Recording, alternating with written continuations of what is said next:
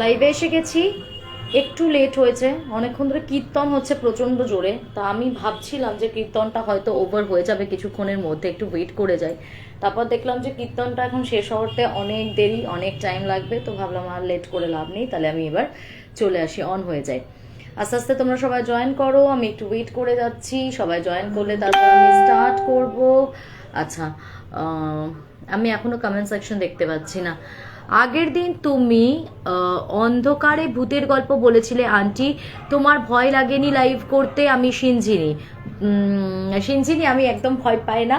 আমি যদি ভয় পেতাম তাহলে আমি এত দিন ধরে এত ভূতের গল্প বলতে পারতাম না বাবু। আমি যদি ভয় পেতাম তো ডেফিনেটলি এত মানে পুরো চারিদিকে ক্লোজ ডোরের মধ্যে বসে রেগুলারলি আমি যখন গল্প বলি, এক একটা সিকোয়েন্স যখন আমি শেয়ার করি তোমাদের সাথে, এমন ভয় লাগে যে আমার নিজেরই মনে হয় যে ওরে বাবা রে।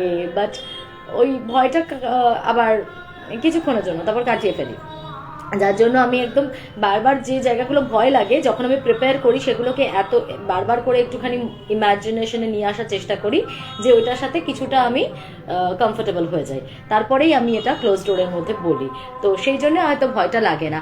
আচ্ছা, আমাকে একটু বলো যে আমি প্রপারলি অডিবল ভিজিবল কিনা, তোমাদের শুনতে কতটা অসুবিধা হচ্ছে সেটা একটু বলো। Looking so gorgeous, love this look লিখছে সায়নী সেনগুপ্ত, থ্যাংক ইউ। মধুমিতা দাস দত্ত লিখছে তোমার লাইভের জন্য অনেকক্ষণ ধরে ওয়েট করছিলাম। পৌলমী লিখছে যে অল ক্লিয়ার শ্রেয়াদি। আমি জানি যে মোটামুটি ক্লিয়ার আছে, কিন্তু কিছুটা হয়তো তোমার সাউন্ডের ডিস্টারবেন্স হতে পারে যেহেতু প্রচণ্ড জোরে কীর্তন হচ্ছে, ঠিক আছে? তো সেই জন্য আমাকে সবাই একটু এক্সকিউজ করে দিও, এটাতে আমার কোনো হাত নেই, আমি কিছু করতে পারবো না। একজন সম্ভবত মারা গেছিলেন, তো তাদের বাড়িতে কীর্তন হচ্ছে এবং প্রচণ্ড লাউডলি তারা কীর্তনটা হচ্ছে। অনেকের হয় না বাড়িতে ছোট করে হয়, বাট এটা বোধহয় পুরো পাড়া মানে বড় রাস্তায় পর্যন্ত বড় বড় করে মাইক টাইক দিয়ে হচ্ছে, তো সেই কারণে ভীষণ একটা ডিস্টারবেন্স। যদিও এটা ঠিক হচ্ছে না, কেননা এখন তো পরীক্ষা চলছে, তো আমি মানছি এটা একটা খুব দুঃখের সময় তাদের জীবনের, কিন্তু তবু এখন যেহেতু এইচএস টেচএস চলছে, তো সেই সময় এরকম এত জোরে বোর্ড এক্সাম চলাকালীন কীর্তন শোনাটা একটা সানডের মতন ব্যাপার। কালকে হয়তো এক্সামসও আছে প্রচুর বাচ্চাদের, তো this is not done. Anyways, ঠিক আছে, আস্তে আস্তে অনেকে জয়েন করে ফেলেছো। এবারে যাই হচ্ছে আমার কিছু কথায়, সেটা হচ্ছে তোমরা যে সবাই আমাকে প্রতিদিন বলছো যে তোমাকে দেখতে খুব গর্জিয়াস লাগছে, ভালো লাগছে, সেটা তো আর এমনি এমনি লাগছে না বলো। সেটার জন্য তো আমাকে প্রচুর কসরত করতে হয়। নিজেকে ওয়েল মেনটেন্ড রাখতে গেলে আমাদের প্রত্যেককেই অনেক কসরত করতে হয়, আমরা জানি, কিন্তু আমরা করতে পারি না। আমাদের সেই সময়টা নেই, এখন এত কর্মব্যস্ত আমরা প্রত্যেকে, যে আমরা কি করে সুস্থ থাকবো, হেলদি থাকবো, ফিট অ্যান্ড ফাইন থাকবো, আমরা সেই ওয়ে আউটটা খুঁজেই পাই না। নাও কামিং টু দ্য পয়েন্ট, যে এর আগে আমি বহুবার তোমাদেরকে তানিয়ার কথা বলেছি, আজকেও আমি তানিয়ার কথা বলবো, কিন্তু একটু নতুনভাবে বলবো। তানিয়াকে আমরা মোটামুটি অনেকেই এসপিজি থ্রুতে জেনে গেছি। তানিয়া একজন পার্সন যে কিনা ডায়েট চার্ট প্রোভাইড করে, শুধু ডায়েট চার্ট দেয় না, ও কিন্তু খুব ডেলিশিয়াস সমস্ত ফুড কনসিস্টিং ডায়েট চার্ট দেয়। তার মধ্যে তোমরা জানো বেশ সুন্দর সুন্দর স্পাইসি খাবার যেগুলোকে আমরা ধরে নিই, লাইক বিরিয়ানি, টিক্কা, কাবাব, এই ধরনের খাবার থাকে। তার সাথে সাথে ও কিন্তু প্রচুর রকমের ডেজার্ট আইটেম রাখে, যে ডেজার্টগুলো খেলেও কিন্তু তোমার ওয়েট আস্তে আস্তে রিডিউসড হবে। কি খুব অবাক শোনালো না? তো আজকে আমি তোমাকে তানিয়ার পাঠানো অনেক অনেক এই এক বাক্স ডেজার্ট দেখাতে চলেছি, যেগুলো খেলে ও দাবি করেছে যে শ্রেয়াদি তুমি একদম রোগা হয়ে যাবে। তো আমি ভীষণ মোটা হয়ে গেছি, আমি সিরিয়াসলি ওর কাছে বলেছিলাম যে তুই আমাকে একটা ব্যবস্থা কর, আমি একদমই সময় পাচ্ছি না, যে দিন দিন মোটা হয়ে যাচ্ছি, কি করে নিজেকে কন্ট্রোল করব, কি করে নিজেকে ঠিকঠাক স্লিম অ্যান্ড ফিট রাখবো। তো ও বললো তোমার কোনো চিন্তা নেই, আমি কিছু জিনিস তোমাকে পাঠাচ্ছি, তুমি এগুলোকে খেতে থাকো, খেলেই তুমি রোগা হবে, আর কিচ্ছু করতে হবে না তোমাকে, শুধু তুমি খেতে থাকো। তো কি কি জিনিস আমার কাছে এসছে চলো দেখাই তোমাদেরকে। প্রথমে যেটা বেরোবে সেটাই দেখাচ্ছি। এটা আমি দেখতে পাচ্ছি এক বাক্স লাড্ডু। এটা যেটা আছে আমি একটু দেখে নিচ্ছি আমার নিজেরও, এটা হচ্ছে ডায়েট প্রোটিন লাড্ডু। এগুলো হচ্ছে 12 রুপিস পার পিস, ঠিক আছে? 12 টাকা করে পার পিস এই লাড্ডুগুলো হয়, এবং এটা হচ্ছে ডায়েট প্রোটিন লাড্ডু। এটাতে বিভিন্ন রকমের হার্বস অ্যান্ড ইনগ্রিডিয়েন্টস দিয়ে এটা তৈরি হয়েছে। আই এক্স্যাক্টলি ডোন্ট নো যে কি করে তৈরি হয়েছে, অত ডিটেলে আমার যাওয়ারও দরকার নেই, আমি জাস্ট খাবো আর রোগা হবো, দ্যাটস ইট। সো এই লাড্ডু খেয়ে তুমি রোগা হয়ে যেতে পারবে।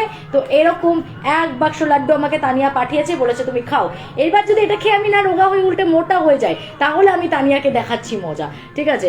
বাট আমি খেয়ে দেখাচ্ছি পরে কিরকম হবে। আমি একটা কিছু ট্রাই করে দেখাবো তোমাদেরকে। চলো, আমি এখনো কোনো কিছু খুলে দেখিনি, খুলে টেস্ট করে দেখিনি, একদম আজকেই রিসেন্ট বানিয়ে ও আমাকে পাঠিয়েছে। ওকে, এটা গেল হচ্ছে diet laddu. Next oats cupcake আছে, যেগুলো হচ্ছে per piece 15 rupees. Per piece 15 রুপিসে কিছু ওটস কাপ কেক আছে এখানে। শুধু এটা কাপ কেক না, এটা মাফিন টাইপের দেখতে জিনিসটা। আমি এটা খুলে দেখেছিলাম, বাট আমি টেস্ট করিনি। হ্যাঁ, আমি টেস্ট করিনি, এবং আমার যেটা মনে হচ্ছে খেতেও খুব ভালো হবে। আর মিকো ইভানেরও খুব পছন্দ হয়েছে, অবভিয়াসলি বাচ্চারা কেকস দেখলে, মাফিন্স দেখলে খুব পছন্দ করে। তো এইরকম দেখতে জিনিসটা, মাফিন্সগুলো এরকম, এবং এগুলো কিন্তু প্রত্যেকটাই ডায়েট কন্ট্রোল, ঠিক আছে? মানে এগুলো কিন্তু প্রত্যেকটাই ডায়েটের একটা পার্ট। সো বুঝতেই পারছো, এরকম ভালো জিনিস থাকলে আর কি চাই। টিফিনে তুমি যে কি নিয়ে যাব একটা চিন্তার মধ্যে থাকো, অফিসে কি নিয়ে যাব, যেটাই খাচ্ছিস তাতেই তো খুলে যাচ্ছি। অফিস গোয়ার্সদের জন্য এটা একটা খুব ভালো সলিউশন। 15 রুপিস হচ্ছে এটার পার পিস। তো এগুলো তোমরা অর্ডার করতে পারো। এটার ক্ষেত্রে যেটা হবে যে টিফিনে তোমরা দুটো এটা খেয়ে নিলে, তাহলে তোমরা মোটা হচ্ছে না, উল্টে আবার রোগা হয়ে যাচ্ছ এক্সারসাইজ ছাড়াই। তো এটা হলো মাফিন, বা এটাকে ও বলছে ওটস কাপ কেক, যেটা 15 রুপিস। ওকে, এছাড়াও কিন্তু ওদের কাছে ডায়েট ড্রাই ফ্রুট কেক, যেগুলো হয় ড্রাই ফ্রুটসের দিয়ে তৈরি, যে কেকগুলো আমরা বেকারি কেক যেরকম দেখতে পাই ওরকমও আছে। তো ওগুলোও কিন্তু অ্যাভেলেবেল। 1 পাউন্ড হচ্ছে 350। ওটাও খুব টেস্টিও হয়, আবার তার সাথে সাথে কিন্তু তোমার ওয়েট লসের ক্ষেত্রেও হেল্প করবে। আর কি আছে দেখি ঝুলিতে। চলো, এখানে আছে আরো একটা চকলেট। এটা হচ্ছে ডার্ক চকলেট উইথ সিডস। এগুলো বিভিন্ন রকমের সিডস দিয়ে তৈরি একটা চকলেট আছে, যেটা নাকি খেতে খুব সুন্দর হবে, ও আমাকে বলে অ্যাসিওর করেছে। তো সেই চকলেট বক্সটা, এটা বোধহয় 55 রুপিস, ঠিক আছে? এটা 55 টাকা দাম এটার। তো এই চকলেটটা খেলেও ও বলছে চকলেট খাও, মজা আছে, চকলেট খাও আর রোগা হয়ে যাও। এটা একটা পোর্শন। আর একটা দেখাচ্ছি, আরো একটা চকলেট আছে। এটা হচ্ছে তোমার এটা ডার্ক চকলেট রাউন্ড শেপে। আমার কাছে রাউন্ড শেপ গুলোই আছে মোটামুটি। আর এছাড়াও তোমরা যে শেপে বলবে ও সেই শেপেই করে দেবে। তো এরকম যে ছোট ছোট চকলেট কিউবস যেরকম হয়, সেরকম কিউবস চকলেট। এটাও কিন্তু ডায়েট প্রুফ। এটা আচ্ছা, এগুলো যে ও বানাচ্ছে, এগুলো কিন্তু শুধু ডায়েট প্রোটেকশন না ছাড়াও নর্মালও পাওয়া যায়, সেগুলো ওর কাছে অ্যাভেলেবল থাকে। আমি যেহেতু এখন ডায়েটিং এর প্রসঙ্গে কথা বলছি, তাই আমি সবগুলো ডায়েট প্রুফই খাচ্ছি, বিকজ আমাকে রোগা হতে হবে। তো তোমরা যদি এমনিও কেউ অর্ডার করতে চাও, নর্মাল কেউ চকলেটস বা কেক বা লাড্ডু অর্ডার করতে চাও, তারাও করতে পারো। তবে প্রোটিন, যেহেতু আমরা এখন একটু ফিট অ্যান্ড ফাইন থাকার জন্য ভাবছি, তো সেই কারণে বললাম যে এরকম ডায়েট প্রোটিন আছে, এই রকম কিছু অর্ডার করতে চাইলে এইগুলো নেওয়া যেতে পারে। এটাও ডার্ক চকলেট, এটাও ডার্ক চকলেট, এটার শেপটা আলাদা, এটার শেপটা আলাদা, দুটোই বোধহয় ওই হার্বস সিডস এগুলো দিয়েই তৈরি। ওকে, আর একটা জিনিস আছে। আর কি আছে? আচ্ছা, এখানে একটা বাক্স কুকিজ আছে। আমি এত কিছু কত দিনে খেয়ে উঠবো, আই রিয়েলি ডোন্ট নো। এখানে এক বাক্স কুকিজ আছে। এই কুকিজগুলোও হচ্ছে তোমার ওই ওটস শিডস এইসব দিয়ে তৈরি। এটা তোমার মিনিমাম 15 পিসেসের অর্ডার করতে হবে একটা বক্সে। মিনিমাম 15 পিসেসের অর্ডার থাকবে, এবং এটার পার পিসেস মানে পার পিস 10 রুপিস, ঠিক আছে? হ্যাঁ, পার পিস হচ্ছে তোমার 10 রুপিস, আর 15 পিসেস মিনিমাম তোমাকে অর্ডার করতে হবে, আদারওয়াইজ হবে না, মানে অর্ডার নেওয়া হবে না। তো এটা হলো একটা কুকিজ বক্স। এটাও কিন্তু সেই diet proof. So this all আর এমন এমন জিনিস যেগুলো খেলে আমরা চটপট করে রোগা হয়ে যেতে পারবো। আমাদের কোনো হেডেক নিতে হচ্ছে না, বাড়িতে কিছু বানাতেও হচ্ছে না। সুন্দর সুন্দর ডেজার্ট মজা করে খাও, এনজয় করো। অফিসে টিফিনে নিয়ে যেতে পারো, বা স্কুল কলেজে বাচ্চারাও যদি কেউ খুব বেশি ওবেসিটি বা এই ধরনের প্রবলেমে তারা ভুগছে, তাদের জন্য খুব অ্যাপ্রোপ্রিয়েট, তারাও রেগুলার এটা খেতে পারে। তাহলে কিন্তু তারা আস্তে আস্তে আবার নিজেদের বডিটা একটু ফ্রেম করতে পারবো। ইটস নট দ্যাট আমি কিন্তু কোনো বডি শেমিং করছি, আমি মোটেই এটা বলছি না যে মোটা বা রোগাটা it does matter, but healthy থাকাটা অবভিয়াসলি ম্যাটার্স। মানে এটা হেলদি থাকতে আমাদের প্রত্যেকের ফিট অ্যান্ড ফাইন থাকলে কি আমাদের কর্মদক্ষতা অনেক বেশি বাড়ে, এবং তার সাথে অবভিয়াসলি আমরা আমাদের লুকসটা যত পারফেক্ট আসবে না, যত আমরা নিজেকে প্রেজেন্টেবল করতে পারবো ইন ফ্রন্ট অফ এভরিওয়ান, তত না ভেতর থেকে একটা কনফিডেন্স বুস্ট হয়। এটা বলে লাভ নেই। যাদের তারা ফিট অ্যান্ড ফাইন না হওয়া সত্ত্বেও তারা কনফিডেন্ট, তাদের তো ব্যাপারটা আলাদা রকম। বাট ম্যাক্সিমাম ক্ষেত্রে কি হয়, যখনই আমরা একটুখানি হয়তো খুব অল্প বাচ্চা বয়সী মেয়েরা খুব ওবেসিটিতে ভুগছে বা এরকম কিছু দেখা যায়, তাদের কিন্তু কনফিডেন্সটাও ল্যাক করে। তো সেখান থেকে নানান রকমের অবসাদ আসতে পারে। তো সব কিছুর জন্য না মানে একটা অন্যটার সাথে ওতপ্রোতভাবে জড়িয়ে রয়েছে। তাই আমরা অ্যাজ আ হোল কি করে নিজেদেরকে সুস্থ রাখবো, হেলদি রাখবো, সেটা নিয়ে চিন্তা ভাবনা করি। আর এছাড়াও তানিয়া কিন্তু রেগুলার ডায়েট প্ল্যান দিচ্ছে। 500 হচ্ছে ওর ফিস, যেটা মানে ওর নর্মাল কোনো ইন্ডিভিজুয়ালের জন্য ডায়েট প্ল্যান করে দেয়। একটা ডায়েট প্ল্যানে তুমি 3 মাস চলতে পারো, তারপর যদি তোমার মনে হয় যে চেঞ্জের দরকার আছে তাহলে তুমি নিতে পারো। যদি মনে হয় যে না আমি এটা কন্টিনিউ করতে পারো, এলস তুমি ছেড়ে দিলে ছেড়েও দিতে পারো। যদি মনে হয় যে আমার যতটুকু দরকার ছিল আমি ততটুকু রিডিউস করে ফেলেছি আর আমি ডায়েট করবো না, সেটা তোমার ব্যাপার। আর বাচ্চাদের জন্য হচ্ছে 300, বা ও বহু বছর এই প্রফেশনে আসে, সো নির্দ্বিধায় তোমরা ওর সাথে যোগাযোগ করে নিতে পারো। আর আরেকটা ব্যাপার হচ্ছে যদি কোনো পার্টিকুলার ডিজিজ থাকে, ইন দ্যাট কেস বোধহয় 1025 বা 1050 এরকম হচ্ছে ওর চার্জটা। তো সেক্ষেত্রে তোমাকে স্পেসিফাই করে দিতে হবে যে তোমার সুগার বলো, ডায়াবেটিস তো এখন সবার ঘরে ঘরে আছে, বা তোমার হাই প্রেশারের প্রবলেম আছে, বা ফ্যাটি লিভার, এক্স্যাক্টলি তোমার কি প্রবলেমটা আছে সেটা যদি ওকে ভালো করে এক্সপ্লেন করে দাও, তাহলে সেই অনুযায়ী ও কিন্তু ডায়েট চার্টটা দেবে। তো এই ছিল আমার আজকের বক্তব্য। নাও এর বাকি আর কোনো ফার্দার কিছু তোমরা জানতে চাইলে তানিয়ার সাথে ডাইরেক্ট তোমরা যোগাযোগ করবে। 7278141441, 7278141441, এটা তানিয়ার নাম্বার। আই রিপিট 72781441, এই নাম্বারে যোগাযোগ করে তোমরা কিন্তু তানিয়ার কাছ থেকে এইরকম মজাদার কিছু ডেজার্ট কালেক্ট করে নিতে পারো ফর রেগুলার ইউজ, যেটা ঝটপট করে তোমরা টিফিনে ক্যারি করতে পারবে নিজেদের সাথে। এবং কিছু জিনিস যেটা তোমাদেরকে স্পেসিফিক্যালি কিছু প্রিপারেশন আছে ওর কাছে যেটা বানিয়ে খেতে হবে, তো সেগুলো কিন্তু ও ওই ডায়েট চার্টটা নিলে সেখানে সেই প্ল্যানে ইনক্লুড করে দেবে। ওকে, সো আজকের মতন আর কোনো বাড়তি কথা নয়, এবার যাব হচ্ছে একদম জাঁকিয়ে ভূতের গল্প বলতে। আচ্ছা, দিদি লাড্ডু আর বিস্কিট কিনতে চাই, খেয়ে রোগা হতে চাই। খুব ভালো কথা, 7278141441 এই নাম্বারে যোগাযোগ করে ফেলো তানিয়াকে বলবে ও তোমার জন্য সুন্দর সুন্দর লাড্ডু আর বিস্কিটস পাঠিয়ে দেবে। খেতে থাকো আর রোগা হতে থাকো। এরকম মজাদার ব্যাপার আমার খুব ভালো লেগেছে। খাবো বাস রোগা টোগা থাকবো, এরকম কি মজার ব্যাপার একটা না, খাই আর মোটা হয়ে যায় রোজ রোজ। আচ্ছা, হাই দি, কেমন আছো তুমি? তারকেশ্বর থেকে দেখছি, অনেক ভালোবাসা নিও, লিখছে পুরবী দাস। Thank you. এবারে আমি যে গল্পটাতে যাব, আজকে প্রথম যে গল্পটা বলবো সেটা আমাকে পাঠিয়েছে চন্দ্রিমা চ্যাটার্জি। চন্দ্রিমার এই প্রথম ঘটনাটা যেটা আমি এখন বলবো সেটা ওর পিসে মশাইয়ের সাথে ঘটা, এবং আজ থেকে বেশ কিছু বছরের আগেকার ঘটনা।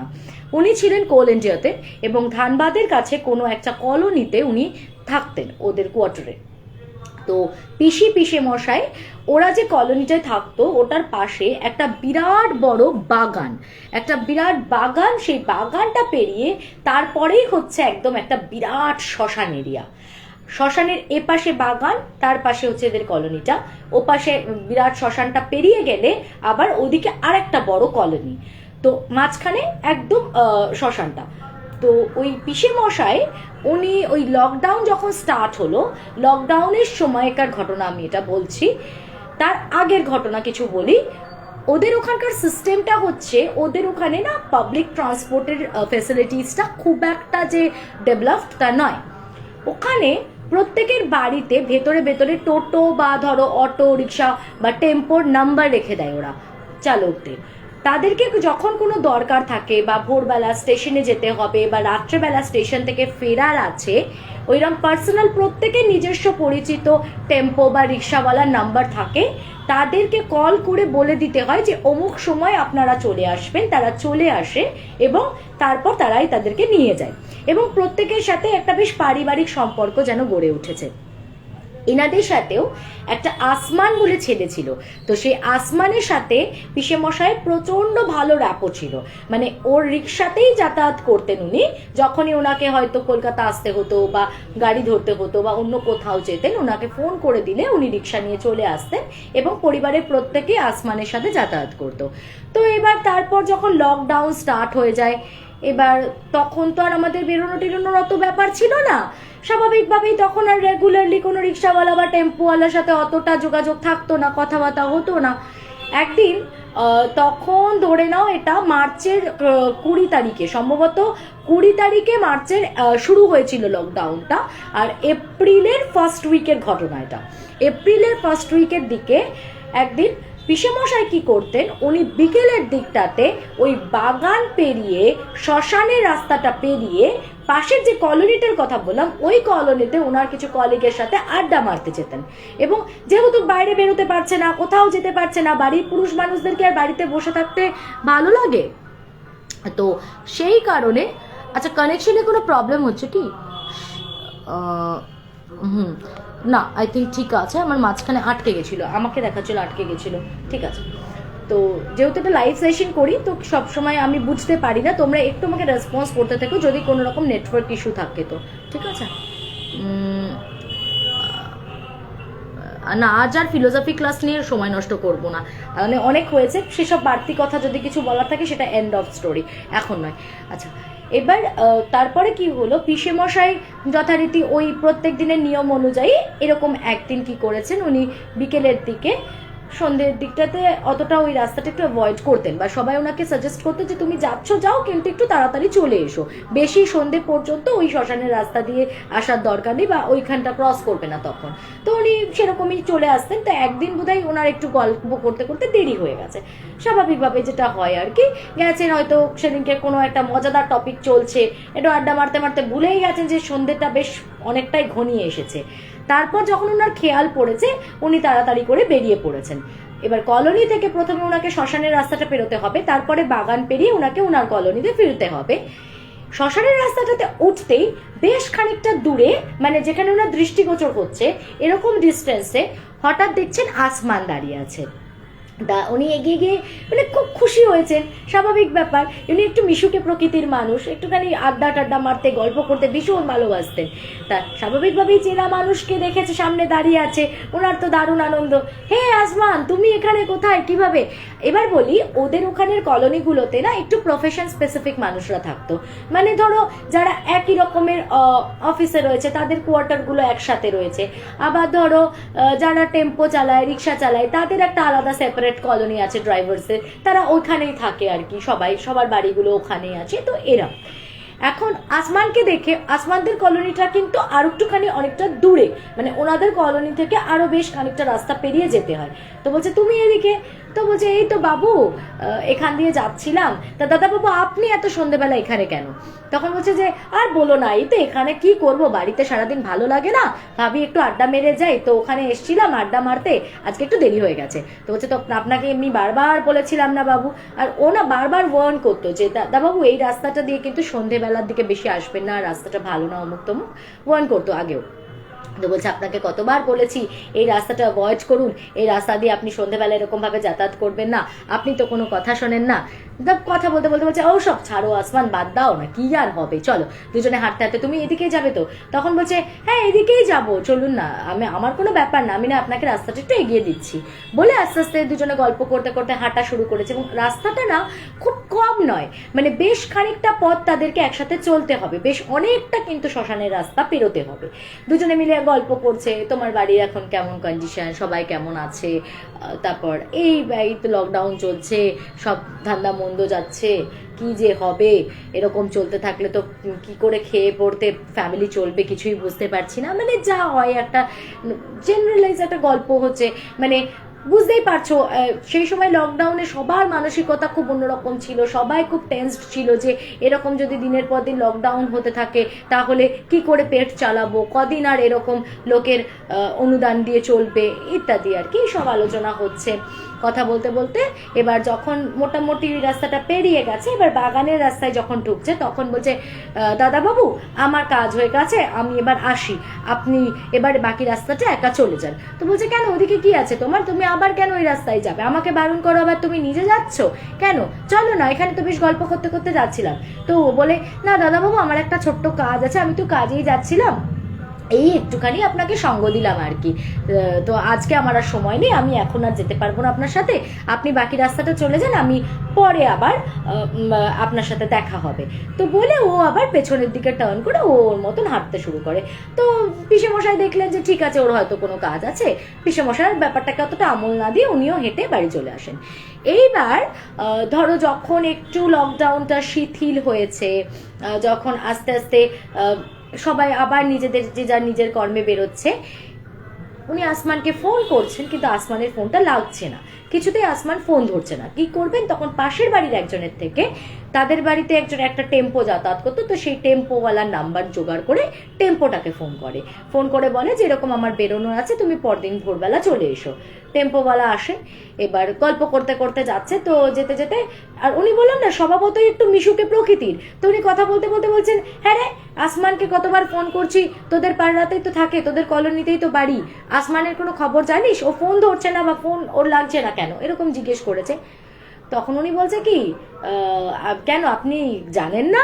তো বলছে কি জানবো, বলে এই তো সেদিনকে আমার সাথে দেখা হলো। বলে কবে দেখা হলো আপনার সাথে? বলে এই তো দিয়ে এপ্রিল মাসের ডেটটা বলেছে, যে অ্যাপ্রক্সিমেটলি ওই ডেটে এপ্রিল মাসের ফার্স্ট উইকের দিকে ওনার সাথে দেখা হয়েছিল। আর যেই কথাটা শুনেছে সে সঙ্গে সঙ্গে না উনি টেম্পোটাকে ব্রেক দিয়ে দাঁড় করিয়ে দিয়েছেন, দিয়ে পেছনে ঘুরে বলছে কি বলছেন, কবে দেখেছেন?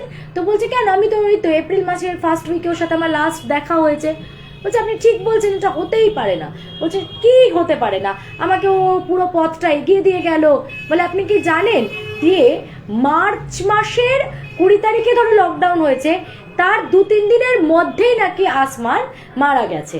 ঠিক আছে, সেটা কোভিডে হতে পারে বা অন্য কোনো ডিজিজের কারণেও হতে পারে, এক্স্যাক্টলি রিজন আমি জানি না, সেটা হয়তো উনিও জানেন না, মানে পিসেমশাইকে সেটাও বলতে পারেনি যে ওকে কোভিডেই মারা গেছে না অন্য কোনো কারণে মারা গেছে, মানে কোনো একটা ডিজিজের কারণেও মারা গেছে। এবার তখনও সেটা ডিটেক্টেড ছিল না যে ওটা কোভিডই ওর হয়েছিল কিনা, বাট ধরে নেওয়া যেতে পারে কোভিডই, কারণ তখন লকডাউন স্টার্ট হয়ে গেছে অলরেডি, তখন মৃত্যুলীলা শুরু হয়ে গেছিল, প্রচুর মানুষ মারা যাচ্ছিল, এবং ওর এমনিও শারীরিক আরো নানান রকম সমস্যা আসমানের ছিল। তো যারা এমনিতেই ইমিউনিটি পাওয়ার যাদের কম ছিল সেই সময়, যারা এমনিতেই উইক ছিল, তারা সবার আগে তো এফেক্টেড হয়েছে, তো অবভিয়াস ব্যাপার হতেই পারে যে কোভিডের জন্য ও মারা গেছে। তো বলে ও তো এরকম খুব ভুগছিল, ও তো মারা গেছে, এবং 20 তারিখে সাপোজ শুরু হয়েছে লকডাউন, তার হয়তো 2-3 দিনের মধ্যে, মানে ওর বক্তব্য অনুযায়ী 24-25 তারিখের মধ্যে মারা গেছে। আর উনি একদম শিওর যে এপ্রিল মাসের ফার্স্ট উইকে কিন্তু আসমানকে উনি দেখেছেন। তো এই জায়গাটা পিসেমশাই আজও মেলাতে পারেন না, এই ক্যালকুলেশনটা আজও পিসেমশাইয়ের কাছে এটা একটা মিস্ট্রি, যে এক্স্যাক্টলি কি ভাবে এটা সম্ভব হলো যে মানুষটা অলরেডি মারা গেছে তারও 2-1 সপ্তাহ আগে, তার সাথে কি করে তার 2 সপ্তাহ পর তার দেখা হলো। এবং পরে মনে হলো যে তাহলে কি এটাই কারণ ছিল, অত রাত্রেবেলা সত্যি তো আসমান কি করবে ওখানে শ্মশানে, আমাকে শ্মশানের রাস্তাটা ক্রস করিয়ে দেওয়ার পর আর তো আমার সাথে এলো না। এবং তারপরে অবশ্য পিসেমশাই যে পেছনে ফিরে দেখেছিলেন যে ও আছে বা নেই সেরকম কিছু ছিল না, উনি বাস চলে এসেছিলেন। কিন্তু এই জায়গাটা তখন ওই টেম্পোওয়ালা তো ভীষণ অবাক, সে তো বলছে এটা হতেই পারে না, আর পিসেমশাইও বলছেন যে না এটাই হয়েছে, আমি এতটা ভুল করব এটা তো সম্ভবই নয়। তো এই ঘটনাটা একটা খুব অদ্ভুত একটা ইনসিডেন্ট যেটা ঘটেছিল ওর পিসেমশাইয়ের সাথে, চন্দ্রিমা এটা আমাকে শেয়ার করেছিল। আই এম রিয়েলি সরি, এটা অনেক দিন আগেই ও আমাকে শেয়ার করেছিল, আমি আজকে বলবো কালকে বলছি, এই করতে করতে আমি শুনেছি অনেক লেটে, এবং আজকে শেয়ার করতে আমার একটু লেট হয়ে গেল, তাই আজকে ফার্স্ট তোমার স্টোরিটা দিয়ে আমি স্টার্ট করলাম, কারণ যাতে তুমি আমার প্রাণ না রাগ করো প্লিজ, ঠিক আছে? সো আর রেখে থেকো না আমার ওপরে, ঠিক আছে? আমি তোমার স্টোরিটা শেয়ার করে দিয়েছি, যদিও রাগ করেনি, very sweet kind of lady. তো আজকে ওর স্টোরিটা দিয়ে ওই জন্য শুরু করলাম, কারণ এটা অনেকদিন ধরে পেন্ডিং স্টোরি ছিল, একটু প্রেডিক্টেড ছিল, বাট আমার আবার এই ধরনের গল্প বলতে বেশ ভালো লাগে। মানে প্রেডিক্টেড স্টোরি অনেক সময় কি হয়, একটু ট্র্যাডিশনাল গোছের স্টোরি হলে, সেই আমরা ছোটবেলায় পড়তাম না ভুতুরে রিক্সাওয়ালা বলো বা পাতাল রেলের ভূত, এই ধরনের গল্পগুলো আমরা না বুঝতে পারি যে কি হতে চলেছে, বাট তাও আমাদের এই সিকোয়েন্সগুলো খুব মানে একটা নস্টালজিয়া আছে এগুলোর মধ্যে, তো ভালো লেগেছে আমার স্টোরিটা। বেশ এভারগ্রিন, এক্স্যাক্টলি এই ধরনের স্টোরিগুলো বোঝা গেলেও এগুলো একটুখানি বেশ ট্র্যাডিশনাল কাইন্ড অফ স্টোরি। আচ্ছা, এরপরে যে এরপরে একটা ব্ল্যাক ম্যাজিকের, ভয়ঙ্কর একটা ব্ল্যাক ম্যাজিকের গল্প বলি। ব্ল্যাক ম্যাজিকের স্টোরিটা হয়ে গেলে আর তারপর আবার একটা ভীষণ ভয়ের ভূতের গল্প বলবো। তো সুমন আচার্য আজকে সকালবেলা আপনি রিকোয়েস্ট করেছেন দাদা যে আমার স্টোরিটা তুমি আজকে বলো, তো আজকে সুমন আচার্যর গল্পটা আমি বলবো। তার আগে আমি একটা ব্ল্যাক ম্যাজিকের স্টোরি বলবো। যেহেতু এটা একটা পারিবারিক ঘটনা, সেই কারণে আমি শুধু অর্পিতা নামটা বলছি, যেহেতু এটা ভীষণ কমন নেম, ঠিক আছে, তাই অর্পিতার নামটা বললাম। কিন্তু আমি বাকি আর কোনো ডিটেলস দিচ্ছি না, যেহেতু ওর পরিবারের সবাই আমার গ্রুপে আছে টাছে শুনেছি, তো সেই জন্য আমি বিষয়টাকে আর বেশি ঘাটছি না। অর্পিতার লাইফের বা ওর পরিবারের একটা ঘটনা আমি শেয়ার করব। অর্পিতার এখন একটি ছেলে আছে। ওর বিয়ের পর মোটামুটি 6 বছর বেবি আসতে খুব প্রবলেম হচ্ছিল। 6 বছর পরে ও যখন জানতে পারে যে ও কনসিভ করেছে, তার ঠিক 15 দিনের মাথায় ওর মেজো দেওরের বিয়ে ছিল। এবার ঘটনাটা ওর মেজো যাকে কেন্দ্র করে। 6 বছর ধরে বেবি হচ্ছিল না, ও হচ্ছে বাড়ির বড় বউ, তো বুঝতেই পারছো শ্বশুর শাশুড়ির একটা বিরাট এক্সপেকটেশন ওর কাছ থেকে।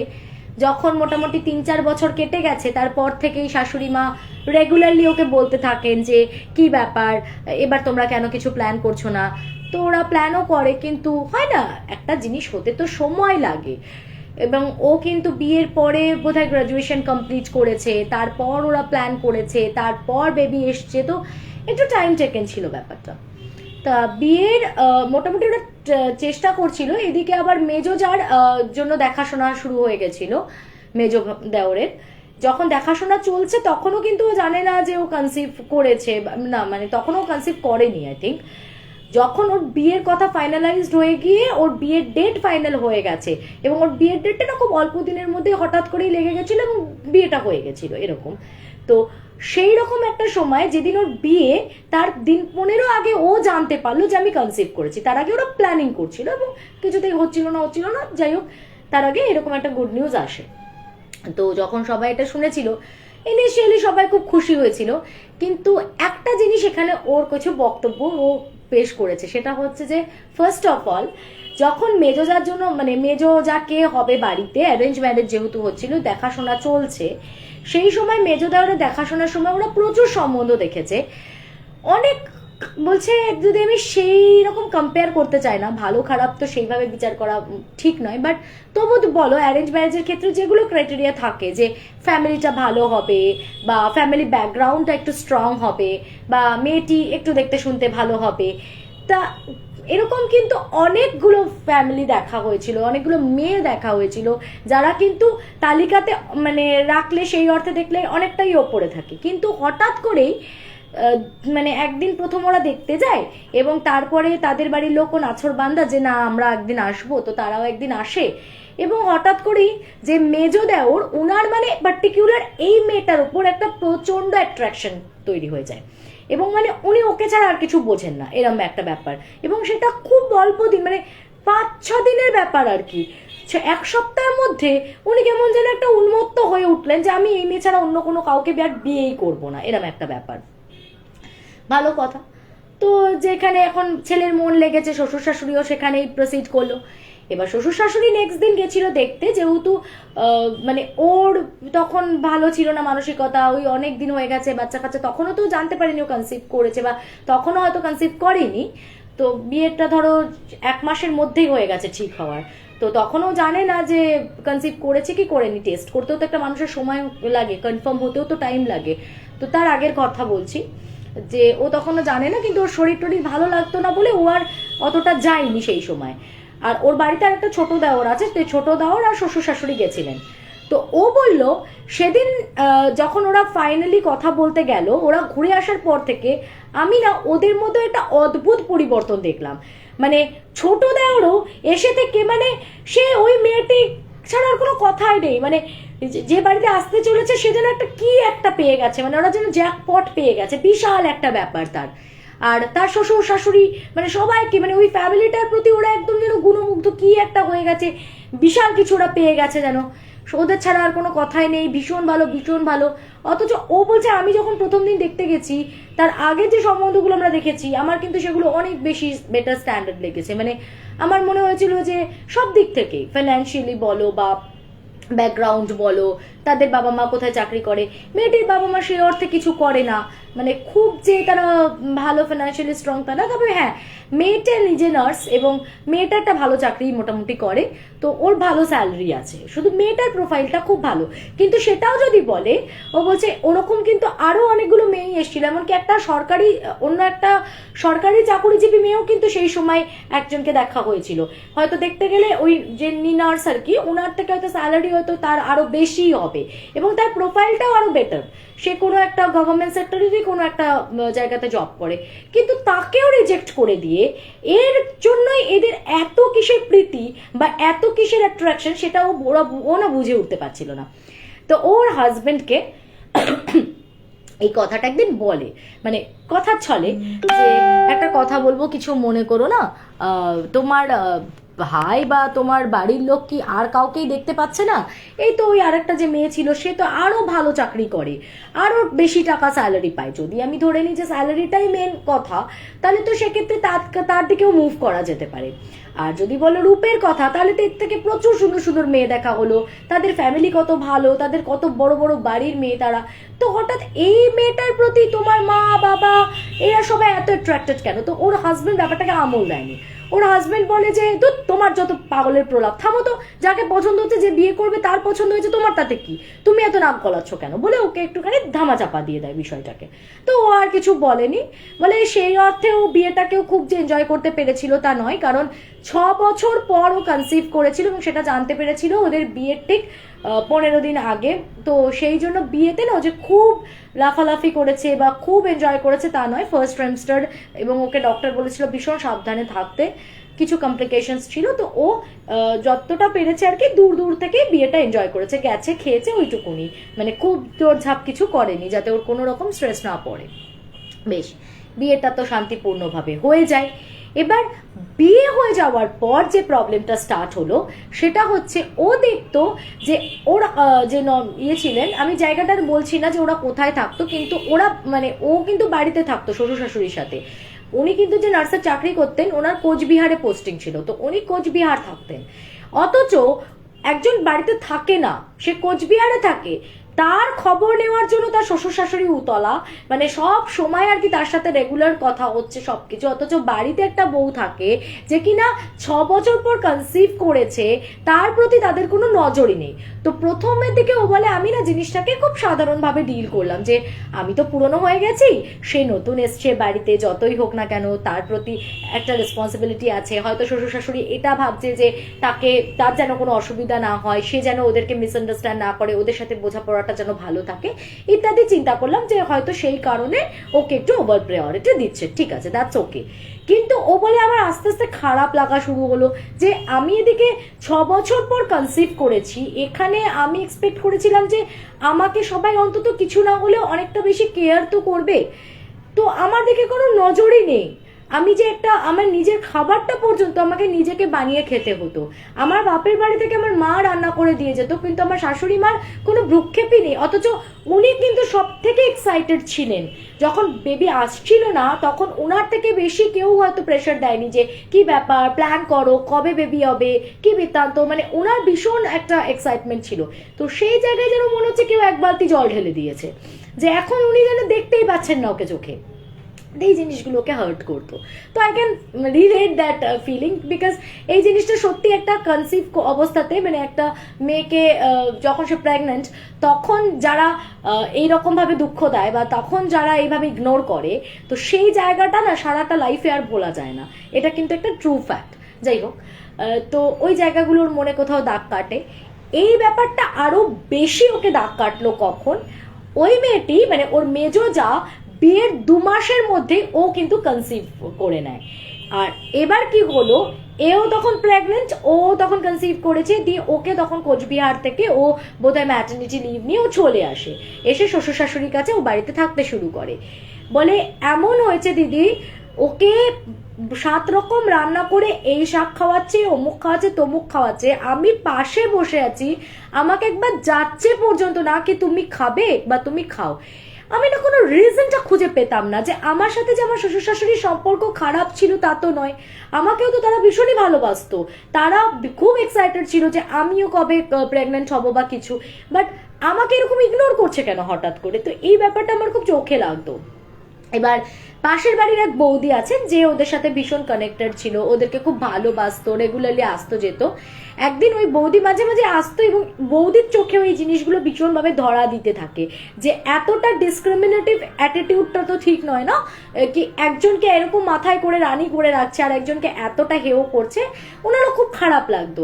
একদিন উনি খুব রেগে গেছেন। উনি যখন সন্ধ্যাবেলা ঢুকেছেন দেখছেন দোতলাতে ওই ছিল, আমাকে যে স্টোরিটা পাঠিয়েছে অর্পিতা দোতলায় বসেছিল, আর সন্ধ্যেবেলা একতলাতে দেখছেন শ্বশুর শাশুড়ি, সে তখন দুটো ডিম নিয়ে আর একটা ছানা, এক বাটি ছানা নিয়ে সে ছোট মেজ বউকে খাওয়ানোর জন্য তারা সে কি আর কি করতে বাকি রাখবে। আচ্ছা, তারা আর কি করতে বাকি রাখবে, মানে সে খাবি না মানে না, না খেলে তোর শরীর খারাপ হয়ে যাবে, অমুক তমুক করে তার মুখের মধ্যে পারলে ঠুসে দেয়। এদিকে মেয়েটা ওপরে বসে আছে একা একা। তো বৌদি ওপরে এসে বলছে, হ্যাঁ তুই কিছু খেয়েছিস?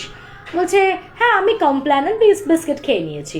তো বলছে, তুই কমপ্ল্যান বিস্কুট খাচ্ছিস আর নিচে একজন দুটো ডিম সিদ্ধ আর ছানা নিয়ে একজনকে সবাই মিলে আদিক্ষেতা করছে বাড়ি শুদ্ধ লোক, তো তোকে কেউ বলেও না কিছু?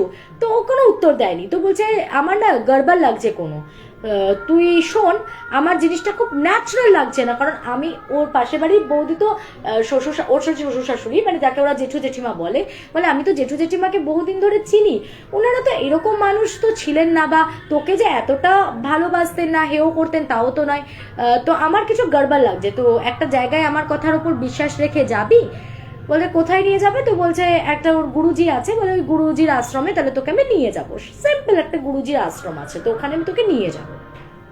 তা একদিন বাড়িতে কিছু একটা বলেছে যে আমি একটু বৌদির সাথে বেরোচ্ছি, ভালো লাগছে না বা কিছু বলে, ওই বৌদি তখন ওকে ওই আশ্রমে নিয়ে যায়। আশ্রমে নিয়ে যাওয়ার পর ওই গুরুজি যিনি ছিলেন উনি ওকে দেখে তখন একটা মারাত্মক কথা বলে বসেন।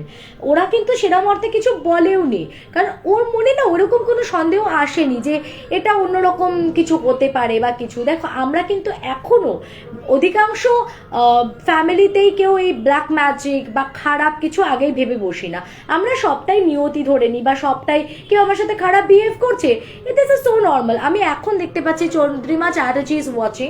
চন্দ্রিমা, আজকে ফার্স্ট তোমার স্টোরিটা দিয়ে আমি শুরু করেছিলাম, আমি প্রমিস করেছিলাম যে আজকে তোমার স্টোরিটা বলবো। আমি তখন তোকে দেখতে পাইনি। হাই, তুমি আমার গল্পটা বলো, কিন্তু আমি এক্ষুনি তোমার গল্পটা শেষ করেছি। আমি আমি এক্ষুনি তোমার গল্পটা শেষ করে আমি নেক্সট স্টোরিটাতে ঢুকলাম। তুমি পরে একটু রেকর্ডেডটা শুনে নিও। হ্যাঁ, আমি তোমার পিসে মশাইয়ের গল্পটা এই মাত্র বলেছি এবং তারপরে একটা ব্ল্যাক ম্যাজিকের স্টোরিতে আমি ঢুকেছি। ওকে, তুমি পরে শুনে নিও। Thanks for joining. আচ্ছা, আমি এটাই ভাবছিলাম যে চন্দ্রিমাকে আছে না মিস করেছে। আমি হয়তো ওকে বলেছিলাম যে আজকে আমি ওটা দিয়ে স্টার্ট করবো ইনফ্যাক্ট। ওকে, তো এবার ওই গুরুজির আশ্রমে যেতেই যেটা ওরা শুনলো সেটা শুনে তো ওদের চক্ষু চড়ক গাছ। গুরুজি তখন বলছে যে আসলে তোমাদের বাড়িতে এই রিসেন্ট কেউ একজন এমন এসেছে যে পুরো বাড়িটাকে কিছু একটা দিয়ে নিজেদের প্রতি বশীকরণ বলে না, ওইরকম বশীকরণে আবদ্ধ করে রেখেছে, এবং সবার আগে টার্গেট করেছে তোমার বাচ্চাটাকে। তোমার কি শরীর খারাপ লাগে? তো ও তখন বলছে যে আমার তো কিছু কমপ্লিকেশন প্রথম থেকে আছে বা কিছু। তো বলছে তোমার বাড়ির লোকেরা যখন রিপিটেডলি তাদের বাড়িতে গেছে, দেখাশোনার জন্য গেছে, বা ধরো তোমার খেতে খেতে তো দেয় না, দেখাশোনা করতে গেলে কথা ফাইনাল করতে গেছে যেদিনকে, পাকা কথার দিন, আশীর্বাদের দিন, রিপিটেডলি তাদেরকে কিছু খাওয়ানো হয়েছে। একমাত্র ও আর ওর হাজবেন্ড সেরকম একটা যেত না। তো ওদের দুজনের বিহেভিয়ার ওই বউটার প্রতি, আর ওর শ্বশুর শাশুড়ি আর দেওর, বাকি তিনজন যারা রেগুলারলি যেত ওই বাড়িতে, তাদের তিনজনের বিহেভিয়ারের মধ্যে একটা খুব ডিফারেন্স ছিল। দেওর শুধু বলবো না, ওর হাজবেন্ড যে আর কি, ওর মেজো দেওর, তারও ওই রকম, বউ ছাড়া সে যেন আর কিছুই চোখে হঠাৎ দেখতে পাচ্ছে না।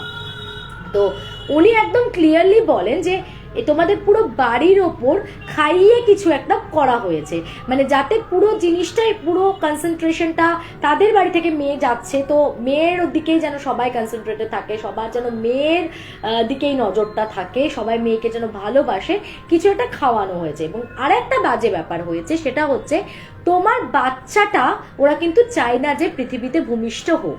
তোমার এখনো সেই অর্থে জিনিসটা এফেক্ট করতে স্টার্ট করেনি, তবে তুমি কিন্তু খুব ওয়ার্ন থাকবে।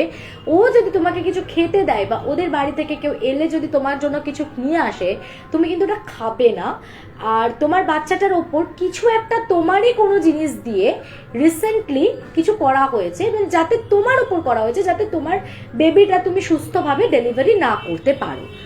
তো ও না তখনও কথাটা বিশ্বাস করেনি। ও বলছে দুধ এ আবার হয় নাকি, মানে হয়তো বৌদিটার সামনে কিছু বলেনি, কারণ বৌদিটার ওই গুরুজির ওপর অগাধ বিশ্বাস যে উনি যা বলেন সেটাই একদম ভীষণ রকম চরম সত্য, কিন্তু ওর অতটা বিশ্বাস ছিল না। ও বলছে আমি তখনও দিদি ভাবছি কি যে ধর এইসব আবার হয় নাকি, কিন্তু সত্যি সত্যি তার কিছুদিনের মধ্যে থেকে ওর না বেশ শরীরটা খারাপ লাগতে শুরু করলো। উনি কিন্তু বললেন যে তার বিয়ে হয়ে সে বাড়িতে আসার পরে এমন কিছু একটা তোমার উপর করা হয়েছে তোমারই ব্যবহৃত কোনো জিনিস দিয়ে, যেটাতে কিন্তু যাতে তোমার শরীরটা দিন দিন খারাপ হয় এবং তাতে তুমি বাচ্চাটাকে সঠিকভাবে ভূমিষ্ঠ না করতে পারো। তখন উনি কি করবেন, যখন ও দেখলো, ও কিন্তু প্রথমে রেমেডিও চায়নি, ও কিন্তু কিছু বলেনি, বলেছে ঠিক আছে বলে ও চলে এসেছিল। এবার যখন ও দেখছে সত্যি ওর ভীষণ শরীর খারাপ করতে শুরু করেছে এবং আস্তে আস্তে কি হলো, ওর হালকা ব্লিডিং স্টার্ট হয়। তো ও যখন দেখছে সিচুয়েশন হাতের বাইরে যাচ্ছে, যখন দেখবে আমরা কোনো একটা কথা কিন্তু হট করে বিশ্বাস করি না, বাট কেউ একটা কিছু বলা কথা পরবর্তীতে যখন ফলতে শুরু করে, তখন কোথাও গিয়ে আমাদের মাথায় ওটা স্ট্রাইক করে যে তাহলে কি এটার জন্য এটা হলো, তাহলে কি উনি ঠিক বলছিলেন। তো ও বলছে আমি তারপরে রিয়েলাইজ করলাম যে গুরুজি কি কোথাও তাহলে আমাকে এটা ইন্ডিকেট করছিলেন যে তোমার সাথে আগামী দিনে এরকম খারাপ কিছু হতে পারে। থাক বাবা আমি রিস্ক নেবো না, আমি একবার যাই ওনার সাথে কথা বলি। তো বৌদিকে বলে আবার একদিন ও যায় ওখানে। ওর মাকেও সেই সময় ও ডেকে নিয়েছিল, ওর মা ও আর ওই বৌদিটাকে নিয়ে ও গেছিল ওই গুরুজির আশ্রমে। তো গুরুজি তখন ওকে একটা রক্ষা কবচ দেয় এবং স্ট্রিক্টলি বলেছিল যে যতদিন পর্যন্ত না বাচ্চা সঠিকভাবে আসছে ততদিন পর্যন্ত তুমি এটা হাত থেকে খুলবে না। আর উনি কিছু একটা কাজ করেছিলেন, হ্যাঁ সেটা উনি বলেননি, উনি তার বিনিময়ে কিছু মূল্য ধরে নিয়েছিলেন এবং কিছু একটা কাজ উনি করেছিলেন।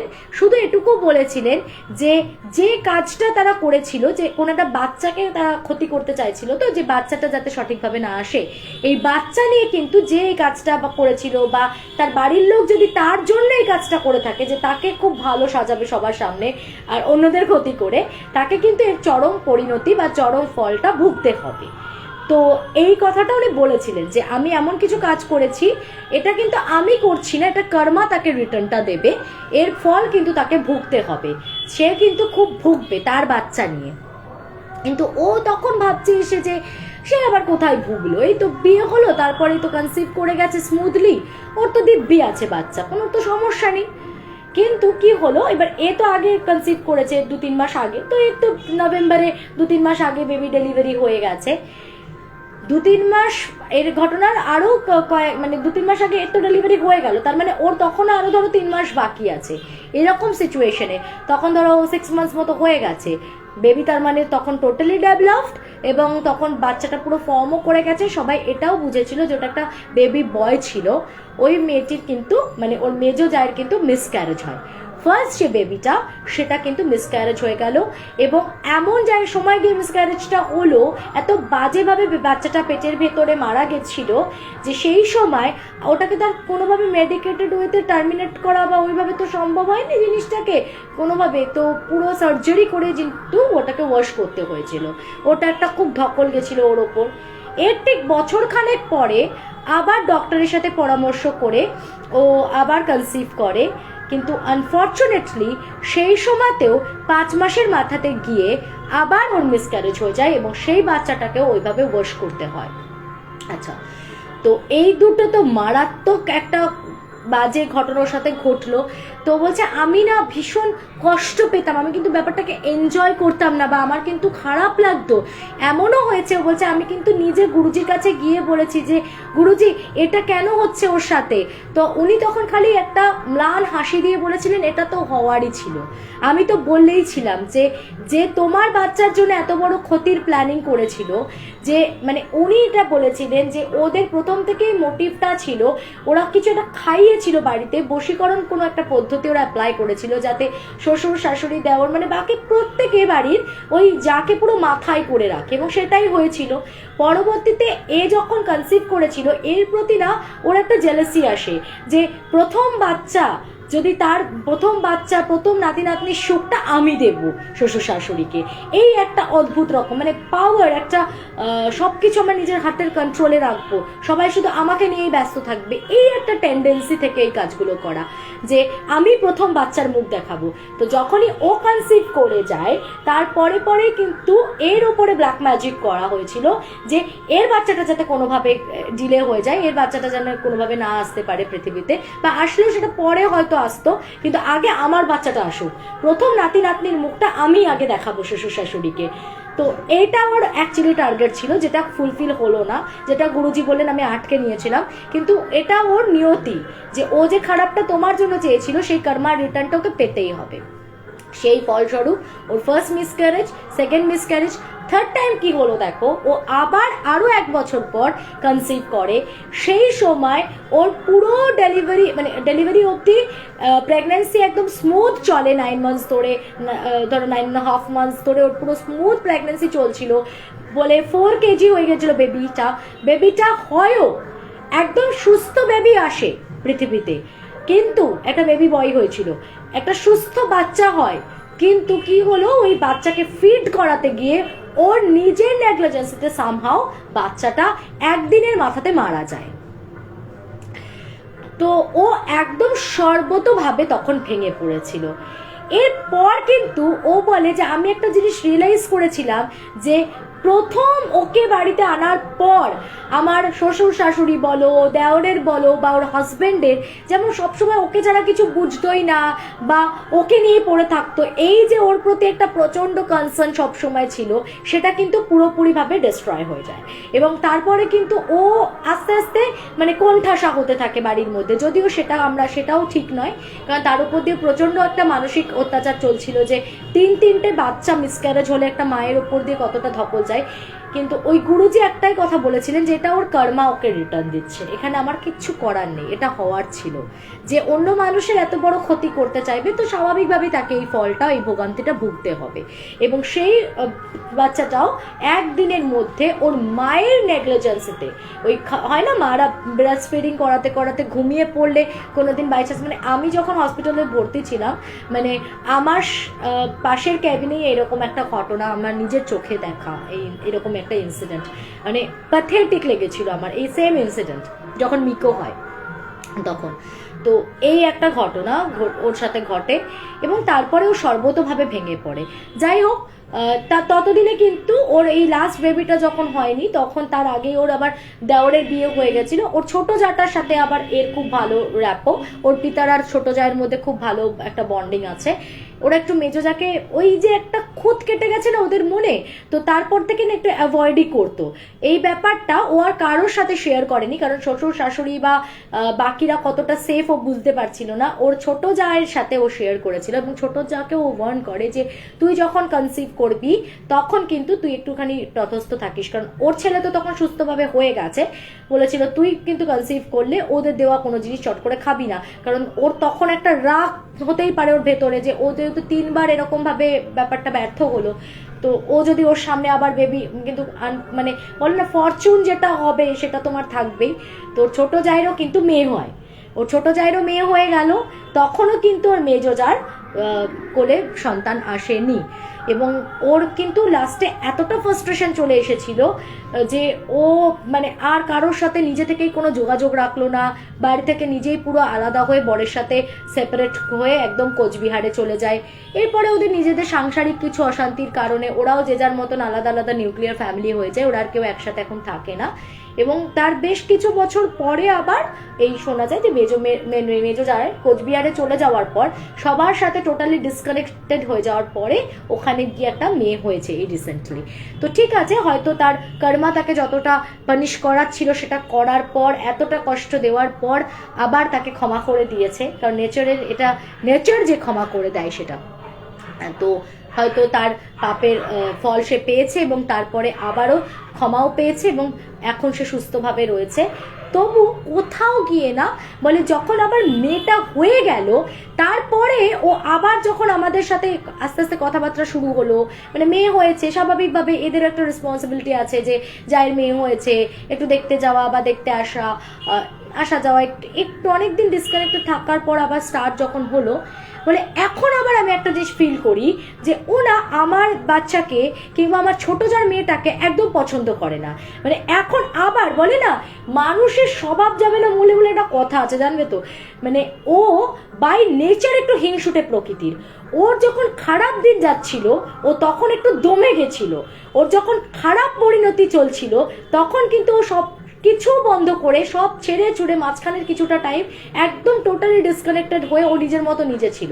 সেই সময় ওর যখন আবার মানে একটু ভালো টাইম এলো, মানে যখন আবার আস্তে আস্তে কনসিভ করলো, বেবি হয়ে গেল, সঠিকভাবে সবকিছু ভালো হলো, আবার ওর এখন একটা টেন্ডেন্সি স্টার্ট হয়েছে যে আবার এই বাচ্চাটাকে বা ওকে, আর এখন ওদেরও একটা ভয় ধরে গেছে মনের ভেতর যে হুট করে কিছু এনে দিলে বা ওদের বাড়ি থেকে কিছু এনে পাঠালে খুবই মানে খেতে ভয় পায় ওরা।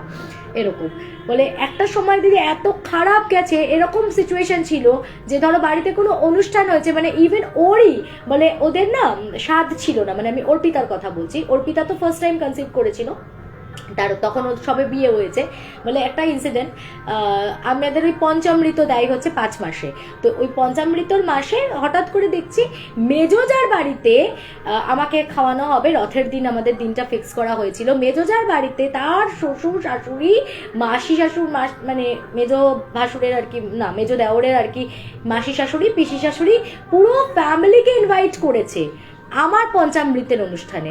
অথচ আমার বাড়ি থেকে শুধু আমার মা বাবা আর ঠাকুমাকে বলা হয়েছিল, আমার ঠাকুমা যেহেতু বিধবা মানুষ উনি আমার কোনো শুভ কাজে নিজে থেকেই আসবেন না বলে, ওটা উনার এথিক্স, আমার এখানে কিছু বক্তব্য রাখার নেই, কেননা আগেকার দিনের মানুষরা এরকম ভাবলো বা এখন আমরা সেটাকে বোঝালেও তাদের বোঝাতে পারবো না। তো উনি ওরকম, আমি আমার নাতনির ভালো কাজে যাব না তাই উনি আসেননি, শুধু ওর মা বাবা এসেছিল, বাকি ওর বাড়ির কাউকে বলেনি, মেজোজার বাড়ির প্রত্যেককে ইনভাইট করা হয়েছিল, অথচ ওর অনুষ্ঠান ছিল, পঞ্চামৃতের অনুষ্ঠানটা ওর ছিল। তা এই ঘটনাগুলো তো ঘটে। আর ইভেন উনি খুব এক্সাইটেড ছিলেন যে যখন আর কি মেজোজাকে ফার্স্ট টাইম আর কি যখন পঞ্চামৃত দেবেন বলে ভীষণ এক্সাইটেড ছিলেন, অথচ দেখো ঠিক ওনার জন্য যে ডেটটা ফাইনালাইজ করা হয়েছিল তার ঠিক আগেই ওই 5 মাসের মাথায় কিন্তু ওর এই বেবিটা মিসক্যারেজ হয়ে গেল। তো এই ইনসিডেন্টগুলো কোথাও গিয়ে ওকে ভীষণ কষ্টও দেয়, নাড়াও দেয়। আর গুরুজি একটা কথা খুব শিওর হয়ে বলেছিলেন যে ওরা তোমার বাচ্চাটার জন্য ওপর কিন্তু কিছু ব্ল্যাক ম্যাজিক করেছিল, যার পরিণতি বা যার কর্মের ফল ওরা পাচ্ছে। তো জানি না এটাকে তুমি যেভাবে এক্সপ্লেন করতে পারো, বাট ইনসিডেন্টটা অবশ্যই মর্মান্তিক, দুঃখের।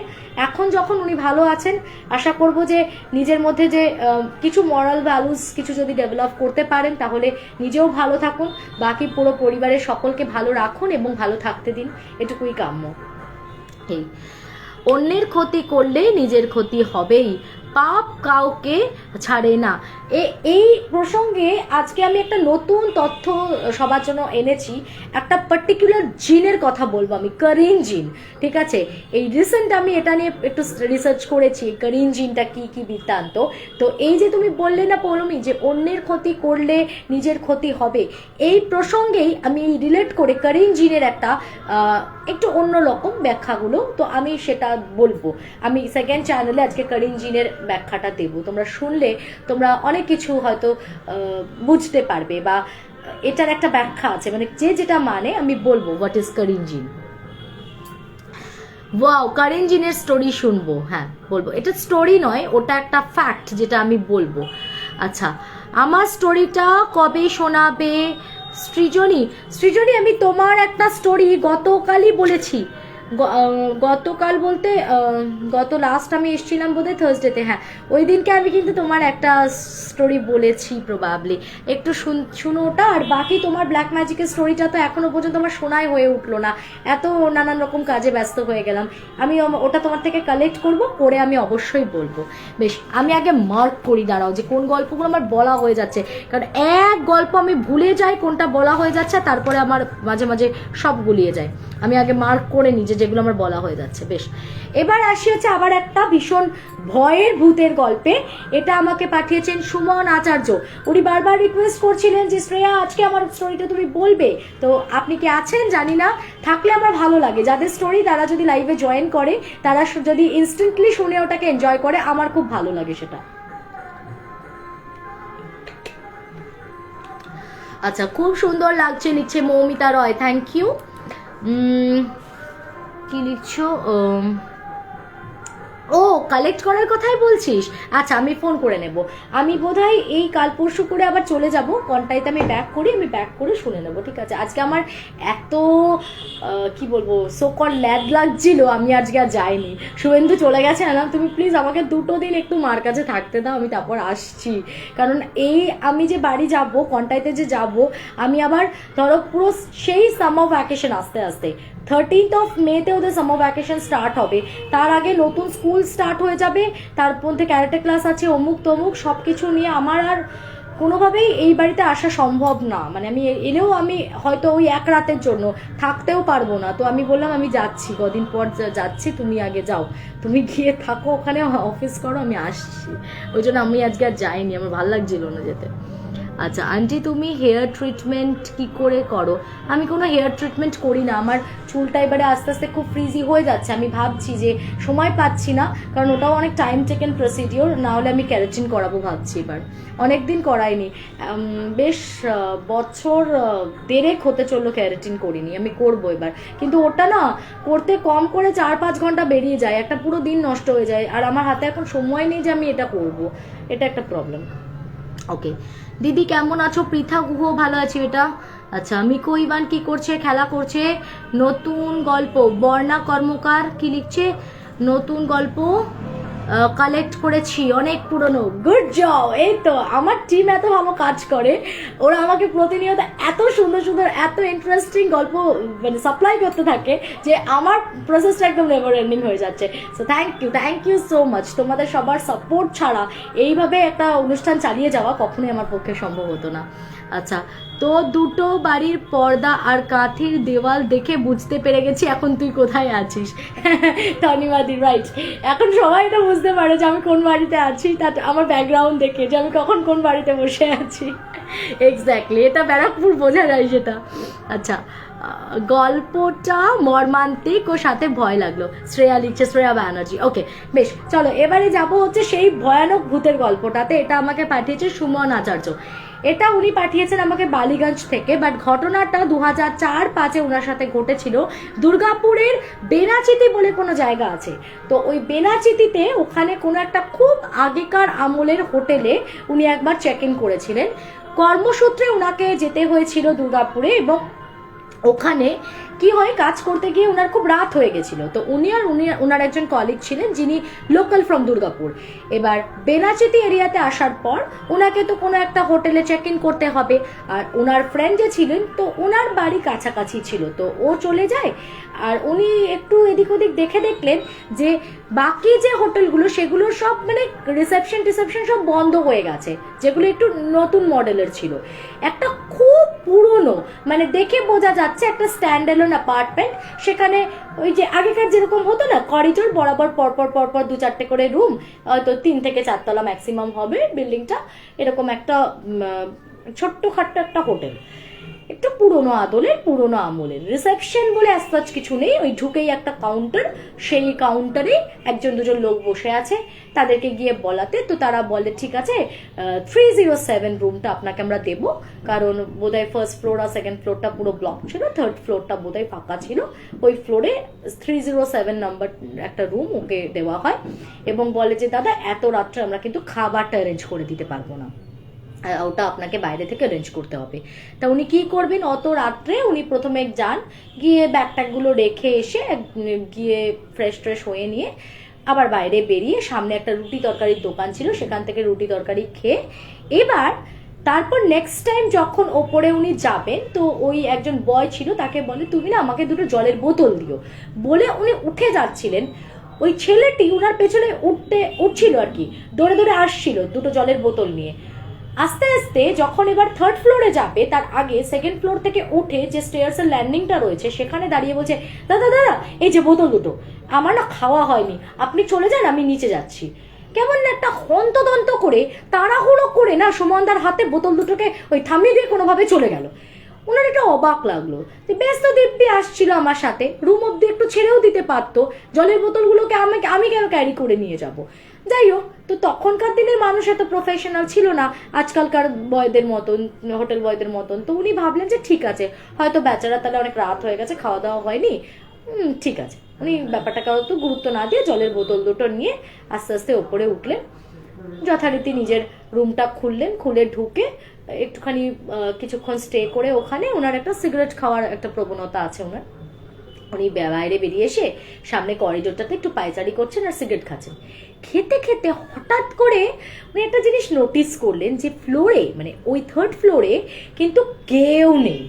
মানে 307-এ শুধু উনি একাই চেক ইন করেছেন। কি করে বুঝলেন?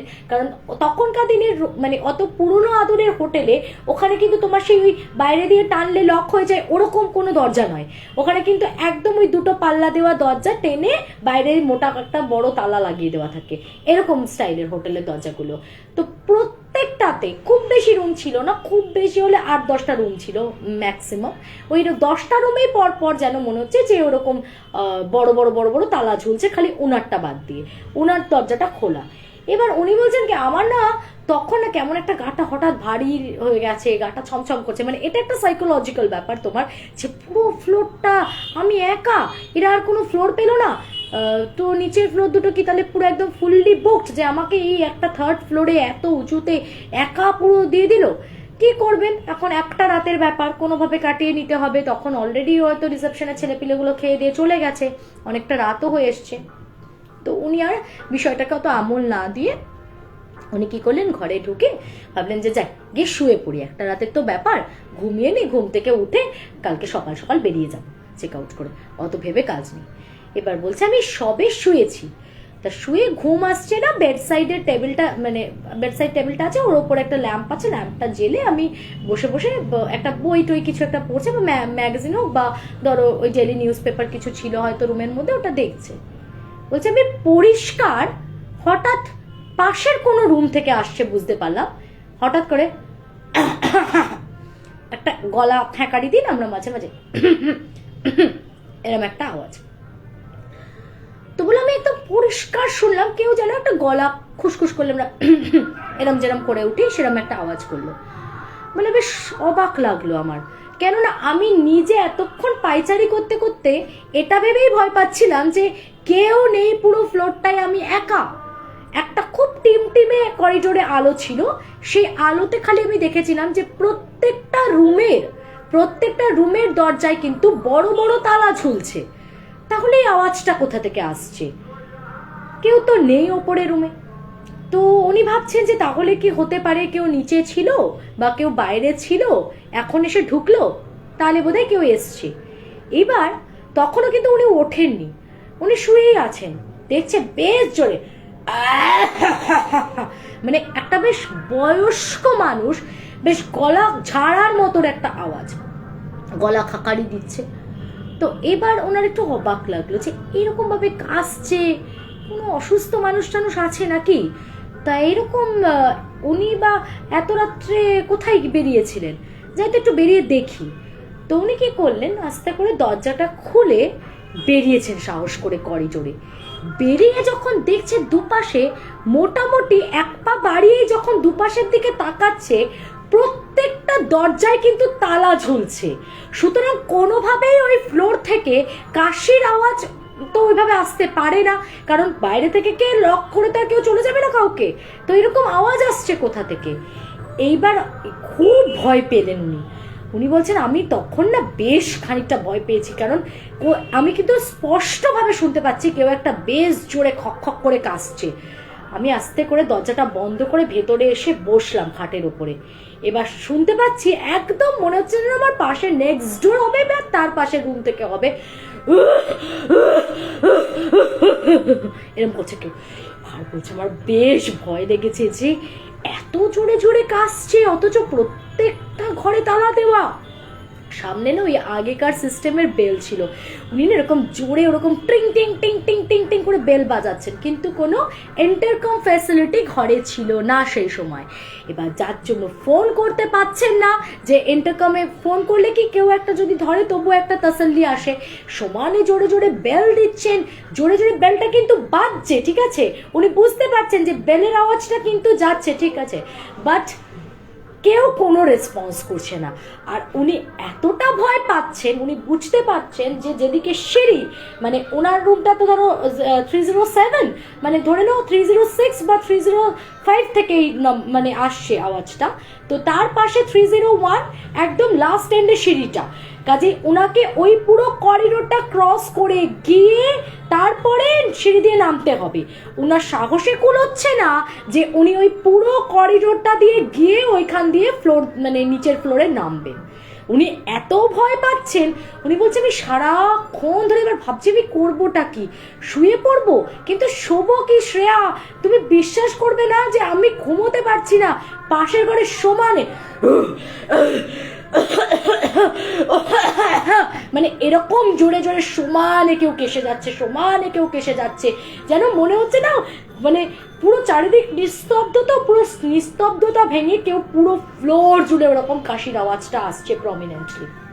উনি বেজায় ভয় পান এবং বলে আমি লাস্টে কি করব, আমার মানে তখন যেটুকু যা কোনো ইষ্ট দেবতার নাম মনে ছিল বা তখন যে ঠাকুরের নাম আমার মাথাতে আসছে, আমি জাস্ট সারাটা রাত ওইভাবে বসে ল্যাম্পটাকে মানে বেডসাইডের যে ল্যাম্পটা আছে ওটাকে জ্বালিয়ে রেখে ঠাকুরের নাম নিচ্ছি, আর ওই কাশির আওয়াজ একবার এপাশ করছি, একবার ওপাশ করছি, একবার শুচ্ছি, একবার নামছি, একটু জল খাচ্ছি, বেলটা মাঝে মাঝে ইচ্ছা করে জোরে জোরে প্রেস করে যাচ্ছি, কোনো রেসপন্স দিচ্ছে না কেউ আমাকে।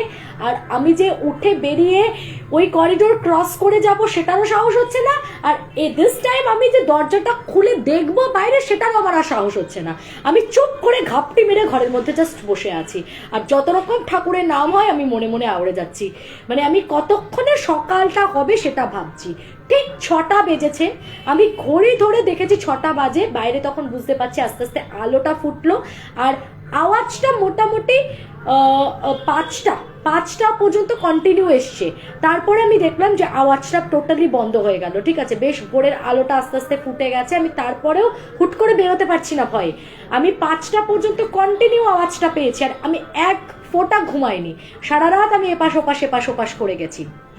ফাইনালি আমি যখন দেখলাম যে না ঠিক আছে চলো, একদম আর আওয়াজটা আসছে না, ঘন্টাখানেক কেটে গেছে, তারপর 6টা বাজে, তখন 6টা 5-10, আমি আস্তে আস্তে সাহস করে দরজাটা খুললাম, দরজাটা খুলে বেরিয়ে চারিদিকে দেখছি যথারীতি পুরো ফ্লোরে তালা মারা, আমি ওখান থেকে দেদার দৌড়, দরজা খুলে রেখে, দরজা লাগাইও নি, দরজা খুলে বেরিয়ে জাস্ট দেখলাম দুদিকে যে না কেউ নেই, সবগুলো দরজাতে তালা মারা, দেদার দৌড় মেরে সোজা নিচে এসে আমি তখন রিসেপশনে দেখছি সবাই ঘুমোচ্ছে, ঠেলে তুলছি এই ওঠো তো ওঠো, দিয়ে বলছে তোমাদের ওপরে কি কেউ কালকে রাত্রিবেলা অন্য কোনো ঘরে চেক ইন করেছে?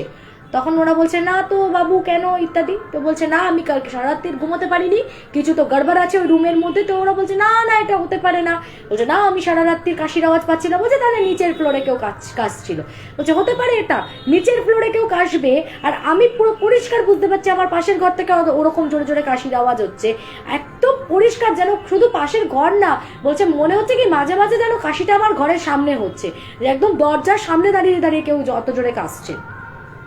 তো কি করবে, ওরা তখন বলছে যে না না ওটা কিছু ব্যাপার না, আপনি কিছু ভুল টুল শুনেছেন, বলছে আমি সারা রাত ঘুমোতে পারিনি আর আমি ভুল শুনেছি, বলছে না আপনার কোথাও ভুল হচ্ছে, ওরকম কোনো ব্যাপার না, আপনি যান আমরা চা পাঠিয়ে দিচ্ছি, এখন 6টা বাজে তো মোটামুটি 7টা 7:30টার মধ্যে আমরা চা দিয়ে আসবো, আপনার কোনো ভয় নেই, কিচ্ছু হবে না, আপনি যান, ওখানে কিছু প্রবলেম নেই। তো উনি কি করবেন, আর তখন অনেকটা সকালও হয়ে গেছে, ও এসছেন ওপরে, এসে চান টান করতে করতে মোটামুটি ফ্রেশ হতে হতে 1 ঘন্টাখানেক কেটে গেছে, একটা বয় এসছে চা দিতে, তো তখন তাকে বলছে এই বস এখানে দাঁড়া, কি আছে তুই আমাকে বলতো, এই ফ্লোরে তো কিছু তো গন্ডগোল আছে, তো ও তখন বলছে যে না না এরকম কিছু নেই, বলছে তুই কি ভাবছিস যে আমি কাউকে কিছু বলবো, কিচ্ছু বলবো না, আমি তো একটা সিঙ্গেল ডে বোর্ডার, আমি কালকে ঢুকেছিলাম, আজকে চলেই যাব, আর আমার এখানে আর সেরকম কাজও নেই, হয়তো আমি একবার এই সারা জীবনে লাইফ টাইমে এসেছি দুর্গাপুরে কোনো কাজে অফিস থেকে, তো সেইটা কেউ জানতে পারবে না, তুই আমাকে সত্যি করে বল এখানে কিছু আছে। তো ওই ছেলেটি তখন বলে যে ঠিক আছে আমি টিপস নিতে আসবো একবার, আমি চেক আউট করার আগে আগে আপনি ডাকবেন, আমাদের বেল দেবেন, আমি লাগেজ নিতে আসবো। তো তখন এই লাগেজ নিতে আসবো যখন, তখন আপনাকে আমি কিছু কথা বলবো বলে ছেলেটি চলে যায়। তারপরে যখন উনি বেরোবেন আর কি, চেক আউট করবেন 10টা সাড়ে 10টার দিকে, তখন ছেলেটি আসে। সকালে কিন্তু অলওয়েজ ফাইন, কোনো প্রবলেম হয়নি ওনার। ছেলেটিকে চেপে ধরেছে, বলে বল এবার বল কি হয়েছে। তখন ছেলেটি বলে উনি তো ছিলেন 307-এ, 305-এ ওখানে এক ভদ্রলোক, ওনার রিটায়ারমেন্টের পর ওনার 3 কুলে কেউ ছিল না। উনি প্রভিডেন্ট ফান্ডের প্রচুর টাকা পেয়েছিলেন, এককালীন পেনশন পেতেন। তো উনি এই হোটেলের সাথে একটা মানে কন্ডিশন হয়ে গেছিল ওনার, মানে একটা ওই রকম একটা রফা করে নিয়েছিলেন ওনারা দুজনে মিলে হোটেলওয়ালার সাথে, যে আমি এইখানেই থাকবো, তোরা এখানেই আমাকে লাঞ্চ ডিনার সেটা তো থাকছেই কমপ্লিমেন্টারি, বাকি টিফিন ব্রেকফাস্ট টিফিন সবই ওরাই দেবে, চাটা ওরাই দেবে। উনি যদি কখনো কখনো বাইরে যেতেন তো বাইরে হয়তো কিছু খেতেন টেতেন একটু আলাদাভাবে, কেউ যদি আসতেন ওনার কোনো দূর সম্পর্কে রিলেটিভ তাহলে ওর সাথে ওখানেই হোটেলের রুমে এসে দেখা করতো টরতো ইত্যাদি। মানে ওই হোটেলে উনি আর কি পার্মানেন্টলি সেটেল হয়ে গেছিলেন, কারণ একা মানুষ কোথায় থাকবেন, কি খাবেন, কি করবেন কোনো বাড়িতে, ওই জন্য বাড়ি ঘরদোর সমস্ত কিছু বিক্রি বাট্টা করে দিয়ে উনি ওই মাসকারি মানে ওনার যে পেনশন তার এককালীন একটা টাকাও উনি পেয়েছিলেন, সবকিছু দিয়ে হোটেলেই ওনার একটা রফা হয়ে গেছিল যে আমি এখানেই থাকবো। এবং শেষ দিন পর্যন্ত উনি জীবনের এইখানেই যে এই রুমেই ছিলেন। একদিন সকালবেলা ওনাকে মৃতাবস্থায় পাওয়া যায়, ওনার প্রচণ্ড ঠান্ডা লেগেছিল এবং লাস্টের দিকে উনি এরকম অসম্ভব কাশতে কাশতে, ওনার ব্রঙ্কাইটিস বোধহয় হয়ে গেছিলো, কিছু একটা এরকম প্রবলেম হয়েছিল এবং উনি এরকম কাশতে কাশতে ভীষণভাবে কষ্ট পেয়ে উনি মারা যান। তারপর থেকে নাকি ওই ফ্লোরটাতে অ্যাজ সাচ এমনি কোনো প্রবলেম হয় না, মানে কারোর যে কোনো ক্ষতি হয় বা কারোর যে কোনো আজ পর্যন্ত কোনো সমস্যা হয়েছে তা নয়, কিন্তু ওই রকম ওই রুমটাতে কেউ থাকতে পারে না, মানে ওই ফ্লোরটাতে কেউ থাকতে পারে না। রুমটা তো ওরা কাউকে দেয় না, রুমটা একেবারেই ওরা পুরো টোটালি বন্ধ করে রেখেছে, ওই রুমটা ওরা কাউকে দেয় না ইন্টেনশনালি, কেননা ওরা জানে মানে ফাঁকা থাকলেও বা যদি ধরো অন্য সময় অনেকে হয় না যে বোর্ডে দেখতে পেলে দেখছে আর কোনো রুম নেই তো এটা অফার করে দেয়, সেরকম ওরা করে না। ওরা 305টা টোটালি অফ করে দিয়েছে, ওরা দেয় না ওটা কাউকে। বাকি রুমগুলো ওরা দেয় টুকটাক, যদি নিচের ফ্লোরগুলো সব বুকড থাকে তখন দিয়ে দেয়, কিন্তু বলে কোনো এমনি প্রবলেম হয় না, কিন্তু ওই কাশির আওয়াজটা সারা রাত শোনা যায় এবং এটা ওরাও শুনেছে, এটা প্রত্যেকে শোনে, ওরা কিছুটা ভয়ও পায়। এই জন্য ওরা কেউ 3তলাতে ওটা ছিল 3rd ফ্লোর, মানে তোমার 4তলা তোরা চট করে কেউ উঠতেও চায় না, যথারীতি সবাই একটু ভয় তো পাবেই বিষয়টাতে, কিন্তু মানে কারো কোনো ক্ষতি কখনো হয়নি। এই কিছুদিন আগে আমাদের যে কোঅ্যাডমিন আছেন তোমার অনির্বাণদা, আর আমাদের একজন রাইটার আছেন সুদীপ্ত কাহালি, সুদীপ্তদা আর অনির্বাণদা দুজনে মিলে ঘাটশিলায় ঘুরতে গেছিল। তো ওরাও না এরকম একটা লোকের সাথে ওদের বন্ধুত্ব হয়েছিল। ঘাটশিলা যে হোটেলটাতে ওরা ছিল তাদের ওপরে একটা ফ্লোরে একটা রুম, মানে ওটাই লাস্ট কর্নার রুম আর কি ওই ফ্লোরটার, ওই রুমে এক ভদ্রলোক উনি ওই রকম পার্মানেন্টলি ওদের সাথে রফা করে ওখানেই থেকে গেছেন, মানে ওনার ওটাই বাড়ি ওটাই ঘর, উনি প্রচুর টাকা পেনশন পান, ওই পেনশনের টাকা থেকেই উনি ওখানে হোটেলের প্রত্যেক দিনের মানে ভাড়াও চুকিয়ে দেন, আর খাওয়া দাওয়া সব কিছু ওনার ওই হোটেলে। ওনার আর কেউ নেই, ত্রিসীমানাতে কেউ কোনো দূরকার রিশতেদার কেউ কিছু নেই, তো উনি ওখানেই থাকেন, ওখানেই খান, এবং হয়তো ওনারও এরকমই কোনো পরিণতি ঘটবে যে যখন উনি মারাও যাবেন তো ওখানেই মারা যাবেন, ওখানে হোটেলের লোকেরাই ওনার হয়তো সৎকারটুকু করে দেবে এরকম। তো মানুষের কত রকম জীবনযাত্রা, শেষ বয়সে কেউ নেইও দেখো, মানে বাড়িতে থাকার মতনও বলে বাড়িতে থেকে কি করব, মানে অনির্বাণদাদের সাথে নাকি উনি গল্প করেছেন যে বাড়িতে থেকে আমি কি করব, কেউ তো নেই, কার জন্য থাকবো, এখানে তবু দুটো লোকের মুখ দেখতে পাই, এই যে আপনাদের মতন কত টুরিস্টরা আসেন, আমি প্রতিদিন নতুন নতুন মানুষের সাথে দেখা হয়, কথা বলি, গল্প করি, কাউকে কখনো কখনো অ্যাজ আ গাইড তাদের সাথে চলে যায়, প্রতিদিন বেরোতে ভাল লাগে না, কিন্তু ঠিক আছে ঘাটশিলা তো সুন্দর জায়গা, অন্তত মাঝে মাঝেই কোনো টুরিস্ট পার্টির সাথে খুব ভালো বন্ধুত্ব হয়ে গেলে তারা হয়তো বললেন চলুন না আমাদের সাথে, তাদের সাথে একটু ঘুরতে চলে যাই, বেরিয়ে পড়ি, ঘুরে টুরে আসি। তো হয় এরকমও মানুষ থাকে কিন্তু হোটেলে। তো ওইরকমই একটা ঘটনা এই হোটেলটাতে ঘটেছিল এবং তারপর উনি ওখানেই ওইভাবে মারা যান, তারপর থেকে এই ইনসিডেন্টটা ঘটে। উনি সে শুনে তো বলে নমস্কার, সুমনদা বলে আমি ওই যে চেক আউট করে বেরিয়েছি, আর আমি মানে কখনো যদি দুর্গাপুরেও যাই ওই বেনাচিতি এরিয়াটা, বললো যে আমি আর অন্তত ওই হোটেলটাতে কোনোদিন যাবো না, বাপরে বাপ, আমার যে একটা অদ্ভুত অভিজ্ঞতা হয়েছে, তবে আমি ভয় যত না পেয়েছি, মানে আমি ভীষণ বিস্ময়কর ছিল আমার জন্য, কারণ আমি কখনো ভূতে বিশ্বাস করিনি বা কখনো আমি ভাবতেই পারতাম না যে এরকম অলৌকিক কিছু হতে পারে, এক্সিস্ট করে। তো এটা ওনার কাছে একটা বিশাল সারপ্রাইজিংও ছিল ব্যাপারটা। আর যার সাথে ঘটে, যখন ঘটে, আমরা যতই নিজেদেরকে সাহসী বলে জাহির করি না কেন, বাট বলে যদি কোনোদিন তোমরা সত্যি এরকম পরিস্থিতিতে পড়ো, that day you will understand যে ভূত কাকে বলে, ভূত কিরকম ভয়ের নাম ভুলিয়ে দেয়। আচ্ছা, তো এই আর একটা ঘটনা বললাম। কটা বাজে দেখি একটু, 9:25 হয়ে গেছে। ঠিক আছে, আরেকটা স্টোরি বলি তাহলে। আরেকটা স্টোরি বলে, আরও দুটো স্টোরি বলা যায়, ছোট ছোট দেখছি। আচ্ছা, নন্দিতা শ্রীমানি লিখছে একদম ঠিক, হোটেলের ঘটনা ভয়ঙ্কর ঘটনা ছিল। দেবাঙ্ক লিখছে থ্যাংক ইউ। আচ্ছা, কারো ক্ষতি করেন না, না পাপিয়া বন্দ্যোপাধ্যায় লিখছে না, উনি কারো ক্ষতি করেন না, উনি ওখানে ওরকমই, খালি ওনার ওই কাশির আওয়াজটা যেভাবে উনি আর কি মারা গেছিলেন শেষ সময়টাতে, ওটা খুব জোরে জোরে শোনা যায়। আদারওয়াইজ কিন্তু উনি কারোর আজ পর্যন্ত কোনো ক্ষতি করেননি, মানে একটা গুড সোল বলা যায়। তো ওরা নাকি বোধহয় কিছু কিছু চেষ্টাও করেছিল, ওই ছেলেটাই বলেছে যে আমরা মাঝখানে পুরোহিত ডেকেছিলাম, পুজো টুজো করেছিলাম, কিন্তু না মানে কোনো কিছুতেই কিছু হয়নি। আর উনি তখন লাস্টে যে পুরোহিত ছিলেন, উনি বলেছিলেন যে আমি তাহলে একটা কাজ করছি, আমি ঘরটাকেই বেঁধে দিচ্ছি, মানে যাতে ঘরটার বাইরে অন্য কোথাও না সেভাবে কোনো উপদ্রব থাকে কখনো, কিন্তু কাশির আওয়াজটা তো পুরো ফ্লোরেই শোনা যায়, বাট আদারওয়াইজ আর কোনো প্রবলেম নেই। ওই রুমটা ওরা কাউকে দেয় না, এটা এই অনেস্টিটা ওরা মেনটেন করে যে ওই রুমটা কোনোদিন ফুল বুকড, ধরো আরও কোনো বোর্ডার এসছে, বাট তখনও সে যদি রুম চাই যে দিয়ে দিল, আর কোনো রুম নেই বলে, সেটা ওরা করে না, সেটা উনি বললেন আর কি। আচ্ছা, কঙ্কনা সামন্ত লিখছে খুব মজা লাগছে শুনতে, আমরা খুব মজা করে ভূতের গল্প বলি, প্রত্যেকটা সানডে আমাদের এরকম একটা ভূতের গল্পের অ্যাম্বিয়েন্স থাকে, আমরা আড্ডা মারি, গল্প করি, প্রচুর মজা করি। আবার হোটেলের নামটা একবার হোটেলের নামটা বলবে না, হোটেলের নাম বলা যাবে না, কোনো প্রাইভেট প্রপার্টির নাম বলে সেটাকে ভৌতিক জায়গা বলে লাস্টে তারপরে তাদের থ্রুতে আবার কোনো বিপত্তি বাঁধুক, আবার তারা এসে আমার এগেনস্টে কেস ফেস করে দিক, আমি এসব কোনো ঝামেলা জড়াতে চাই না। প্রাইভেট প্রপার্টিজ লাইক তোমার কোনো হোটেল বলো, কোনো ইনস্টিটিউশন বলো, বা কোনো গেস্ট হাউস বা যে কোনো রিসর্ট, মানে যেগুলো বিজনেস প্রপার্টিজ আর কি, সেরকম কোনো কিছুর নাম আমরা অফিসিয়ালি এভাবে নিয়ে সেখানে ভূত আছে এটা দাবি করতে পারি না বা বলতে পারি না। ওকে, বনি ইজ ওয়াচিং, বনি চক্রবর্তী, বনির বাড়িতে গেছিলাম, একটা দরকার ছিল, প্লাস কিছু কাজও ছিল আমাদের। তো বনির সাথে আগের দিন প্রচুর আড্ডা মেরেছি, প্রচুর গল্প করেছি। সব থেকে বড় কথা, বনির রীতিমতো আমাকে বৌমা ষষ্ঠীর মতো অ্যারেঞ্জ করে খাইয়েছে, 3 রকম মাংস রান্না করেছে, তারপর তার সাথে ফ্রাইড রাইসটা তো অসাধারণ হয়েছিল, মানে আমাকে এত এত তোয়াজ করে আমার বাবা মার পর আজকে বনি এত সুন্দর, এত আন্তরিকভাবে আমার জন্য অ্যারেঞ্জ করেছে, আমাকে প্রচুর খাইয়েছে। So I am really blessed to have a sister cum friend like her. So thank you so much. আমি ভীষণ খুশি হয়েছি। আপ্যায়ন, জানো তো, মানুষের আপ্যায়ন, মানুষের আন্তরিকতা, এটাই আলটিমেট। খাওয়ানোটা বড় কথা নয়, মানে ও নিজে হাতে সকাল থেকে উঠে এত কিছু অ্যারেঞ্জ করেছে just because I am coming, আমি এটাতেই আপ্লুত। Thank you so much. আমি এই ভালোবাসাটা যেটা আমি পাই এত নিঃস্বার্থভাবে সবার থেকে, সেটা আমার কাছে অনেক বড় পাওয়া। আচ্ছা, দীঘায় এমন আছে হোটেল, প্রচুর আছে, প্রচুর গল্প আমি শুনতে পাই, কানাঘুষো। চলো, এরপর নেক্সট যে গল্পটা বলবো সেটা হচ্ছে নন্দিনী দেবের একটা স্টোরি বলছি। নন্দিনী দেব ও অ্যাকচুয়ালি বিলং করে ফ্রম আসাম। আজকে আমি আসামের একটা ভয়ঙ্কর ব্ল্যাক ম্যাজিকের স্টোরি বলবো, যেটা মানে রিয়েলি আমি বলছি তোমাদেরকে, তোমাদের গা শিহরিত করে দেবে একদম। একটা ট্রিমেন্ডাস ভয়ের একটা ব্ল্যাক ম্যাজিকের ইনসিডেন্ট, এবং একটা ধারাবাহিক ইনসিডেন্ট যেটা বছর 4-5 ধরে কন্টিনিউ চলেছে।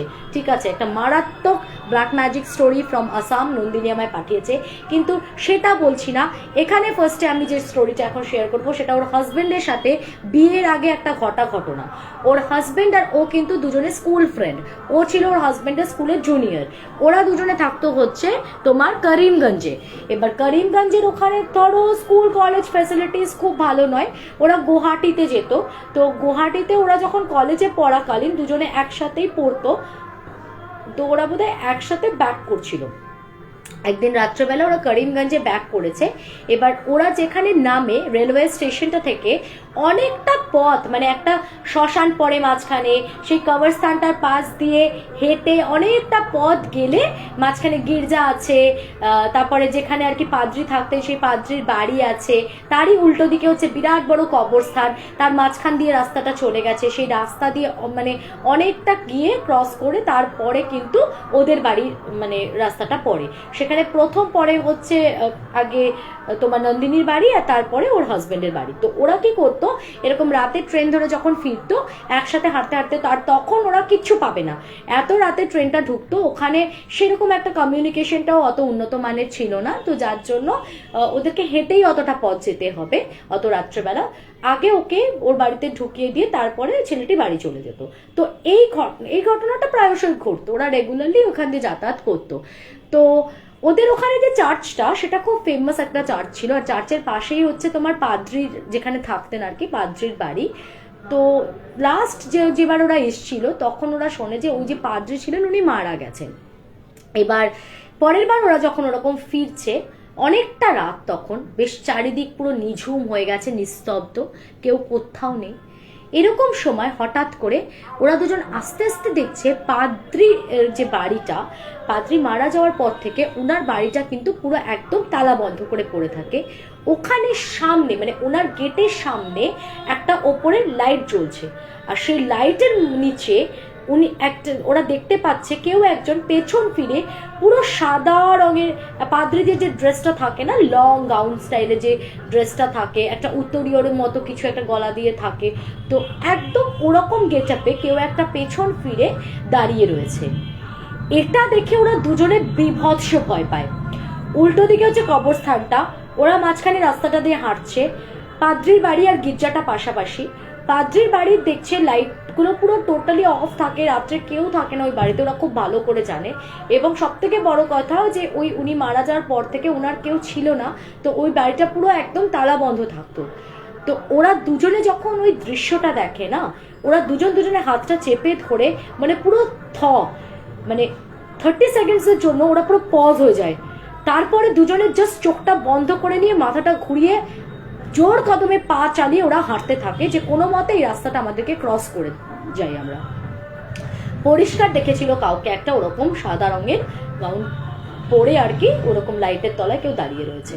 এবং পরের দিন মানে সেদিন তো বাড়িতে ঢুকে ওরা হয়তো প্রশ্ন করেছিল দুজনেই বাড়িতে যে কেউ কি থাকে, তো সবাই বলে যে না ওই বাড়িটাতে তো কেউ থাকে না, উনি তো মারা যাওয়ার পর থেকে বাড়িটা তো তালা বন্ধই থাকে।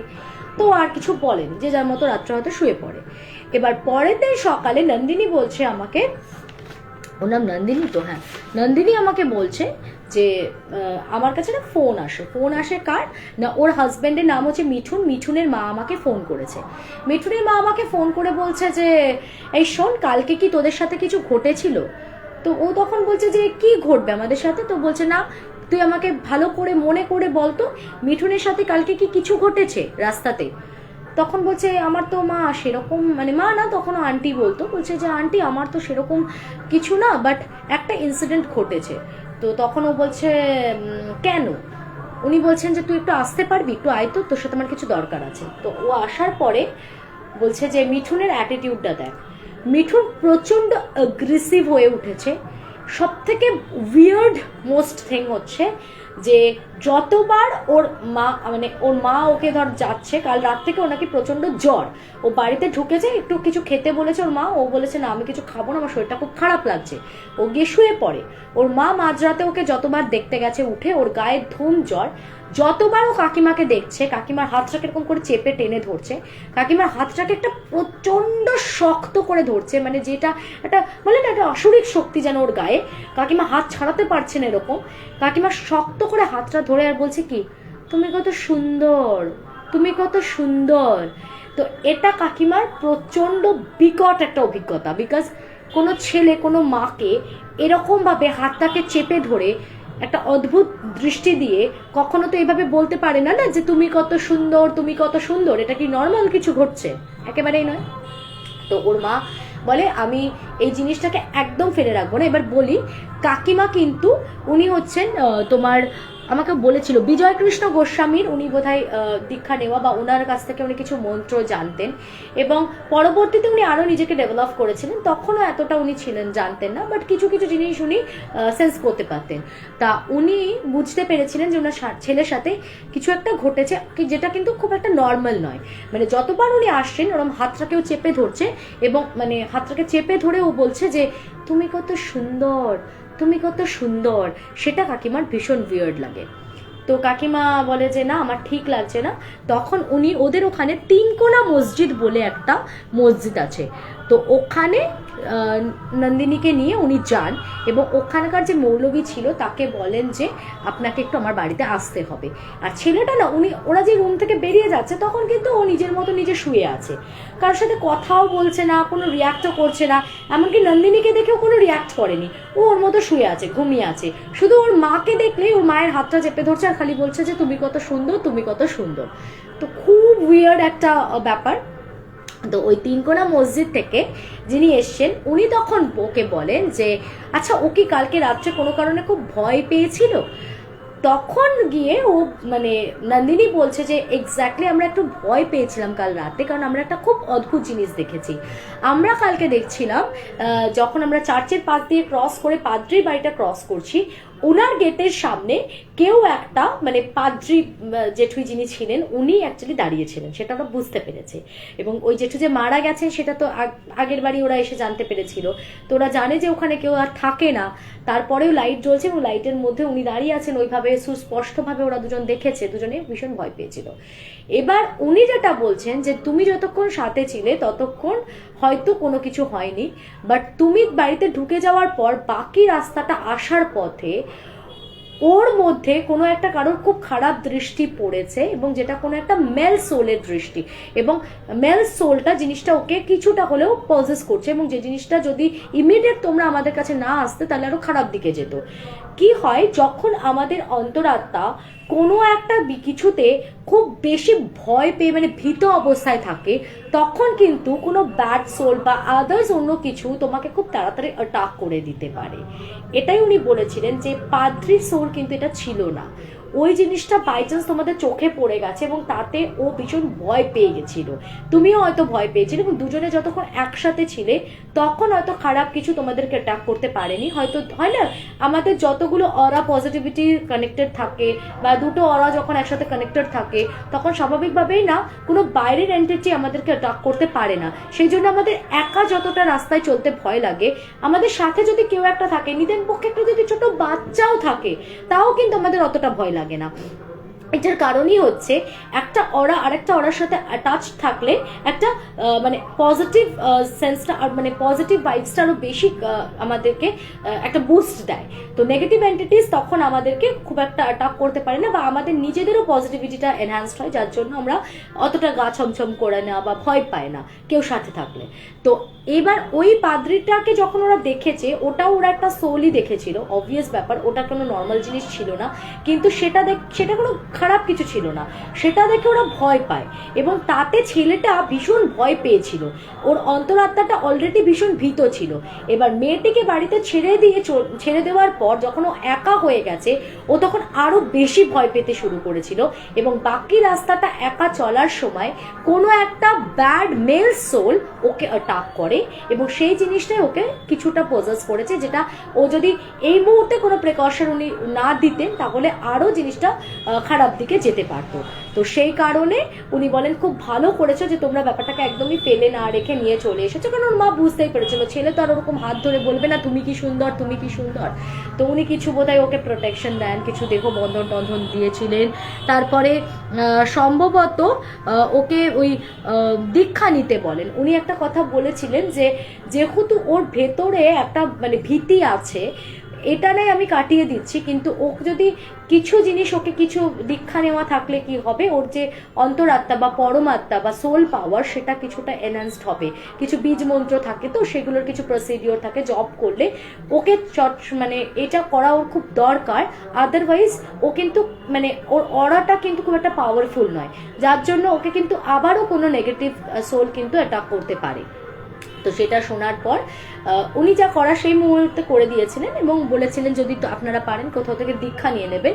তো পরবর্তীতে বোধহয় রামকৃষ্ণ মিশন থেকে ওরা বীজ মন্ত্র নেয় ওই তারপর এখন বোধহয় নন্দিনী ও দীক্ষা নিয়েছে, দিয়ে এখন মিঠুন আর নন্দিনী দুজনেই দীক্ষিত এবং বীজ মন্ত্রতন্ত্র পাঠ করলে যা হয় আমাদের স্বাভাবিকভাবেই নিজেদের পজিটিভিটিটা আরও বেশি অনেক এনহ্যান্স, তো এখন আর অতটা ভয় টয় পায় না। আরও একটা ঘটনা আছে মিঠুনদার, সেটাও খুব সাংঘাতিক। সেটা মিঠুনদার সাথে একা ঘটা নয়, ওরা নয়ডাতে একটা ফ্ল্যাটে থাকতো, সেই নয়ডার ঘটনা, বাট সেটা আমি আর আজকে স্টার্ট করছি না, সেটা আমি নেক্সট ডে বলবো। নয়ডার ওই ফ্ল্যাটের ঘটনাটাও খুবই ভয়ের, তো ওটা আজকে পেন্ডিং থাক, ওটা আমি নেক্সট ডে বলবো। এখন আমি নন্দিনীরই শেয়ার করা আর একটা ব্ল্যাক ম্যাজিকের ঘটনা বলবো, চলো সেটা আমি আমার সেকেন্ড চ্যানেলে বলছি, ঠিক আছে? আজকে এখানে এই ফার্স্ট এপিসোডটা শেষ করছি। কে এটা লিখছে ব্যাং ব্যাং? তোমার কোনো নাম নেই? হাই হাই হাই হাই, এতগুলো হাই লিখছো, কি নাম তোমার? আচ্ছা, এক্স্যাক্টলি এতবার হাই লিখে যাচ্ছে কেন? নয়ডার ঘটনা আমি নয়ডাতেই আছি, নির্মাণ লিখছে। বেশ, নয়ডার ঘটনাটা আমি নেক্সট দিন শেয়ার করবো। শ্রেয়া, এই ব্যাং ব্যাংটাকে সাপের গর্তে পাঠিয়ে দে। হ্যাঁ, আমি ব্লক করে দিচ্ছি, দাঁড়াও। দিদি, কালকে আমার ফাইনাল পরীক্ষা, তুই এখানে বসে বসে আমার লাইভ শুনছিস? যা পড়বি যা, কালকে রেকর্ডেডটা শুনে নিস, পরীক্ষাটা ভালো করে দিস। All the best. আজকে সব গল্পগুলো খুব সুন্দর ছিল দিদি, আসলে তোমার বলার ভঙ্গিমাটাই খুব সুন্দর, সেটার জন্যই গল্পগুলো খুব সুন্দর হয়ে ওঠে। Thank you so much. চলো এখানে আর আমি কন্টিনিউ করছি না, আমরা যাব ওখানে। আমি যেটাকে বললাম যে করিন জিন কি হয়, করিন জিনের একটা কনসেপ্ট আমি রিসেন্টলি জানতে পেরেছি, তো সেটা ডিসকাস করব, তার সাথে একটা ভয়ানক ব্ল্যাক ম্যাজিকের স্টোরি নিয়ে আমি আসছি। চলো যাওয়া যাক।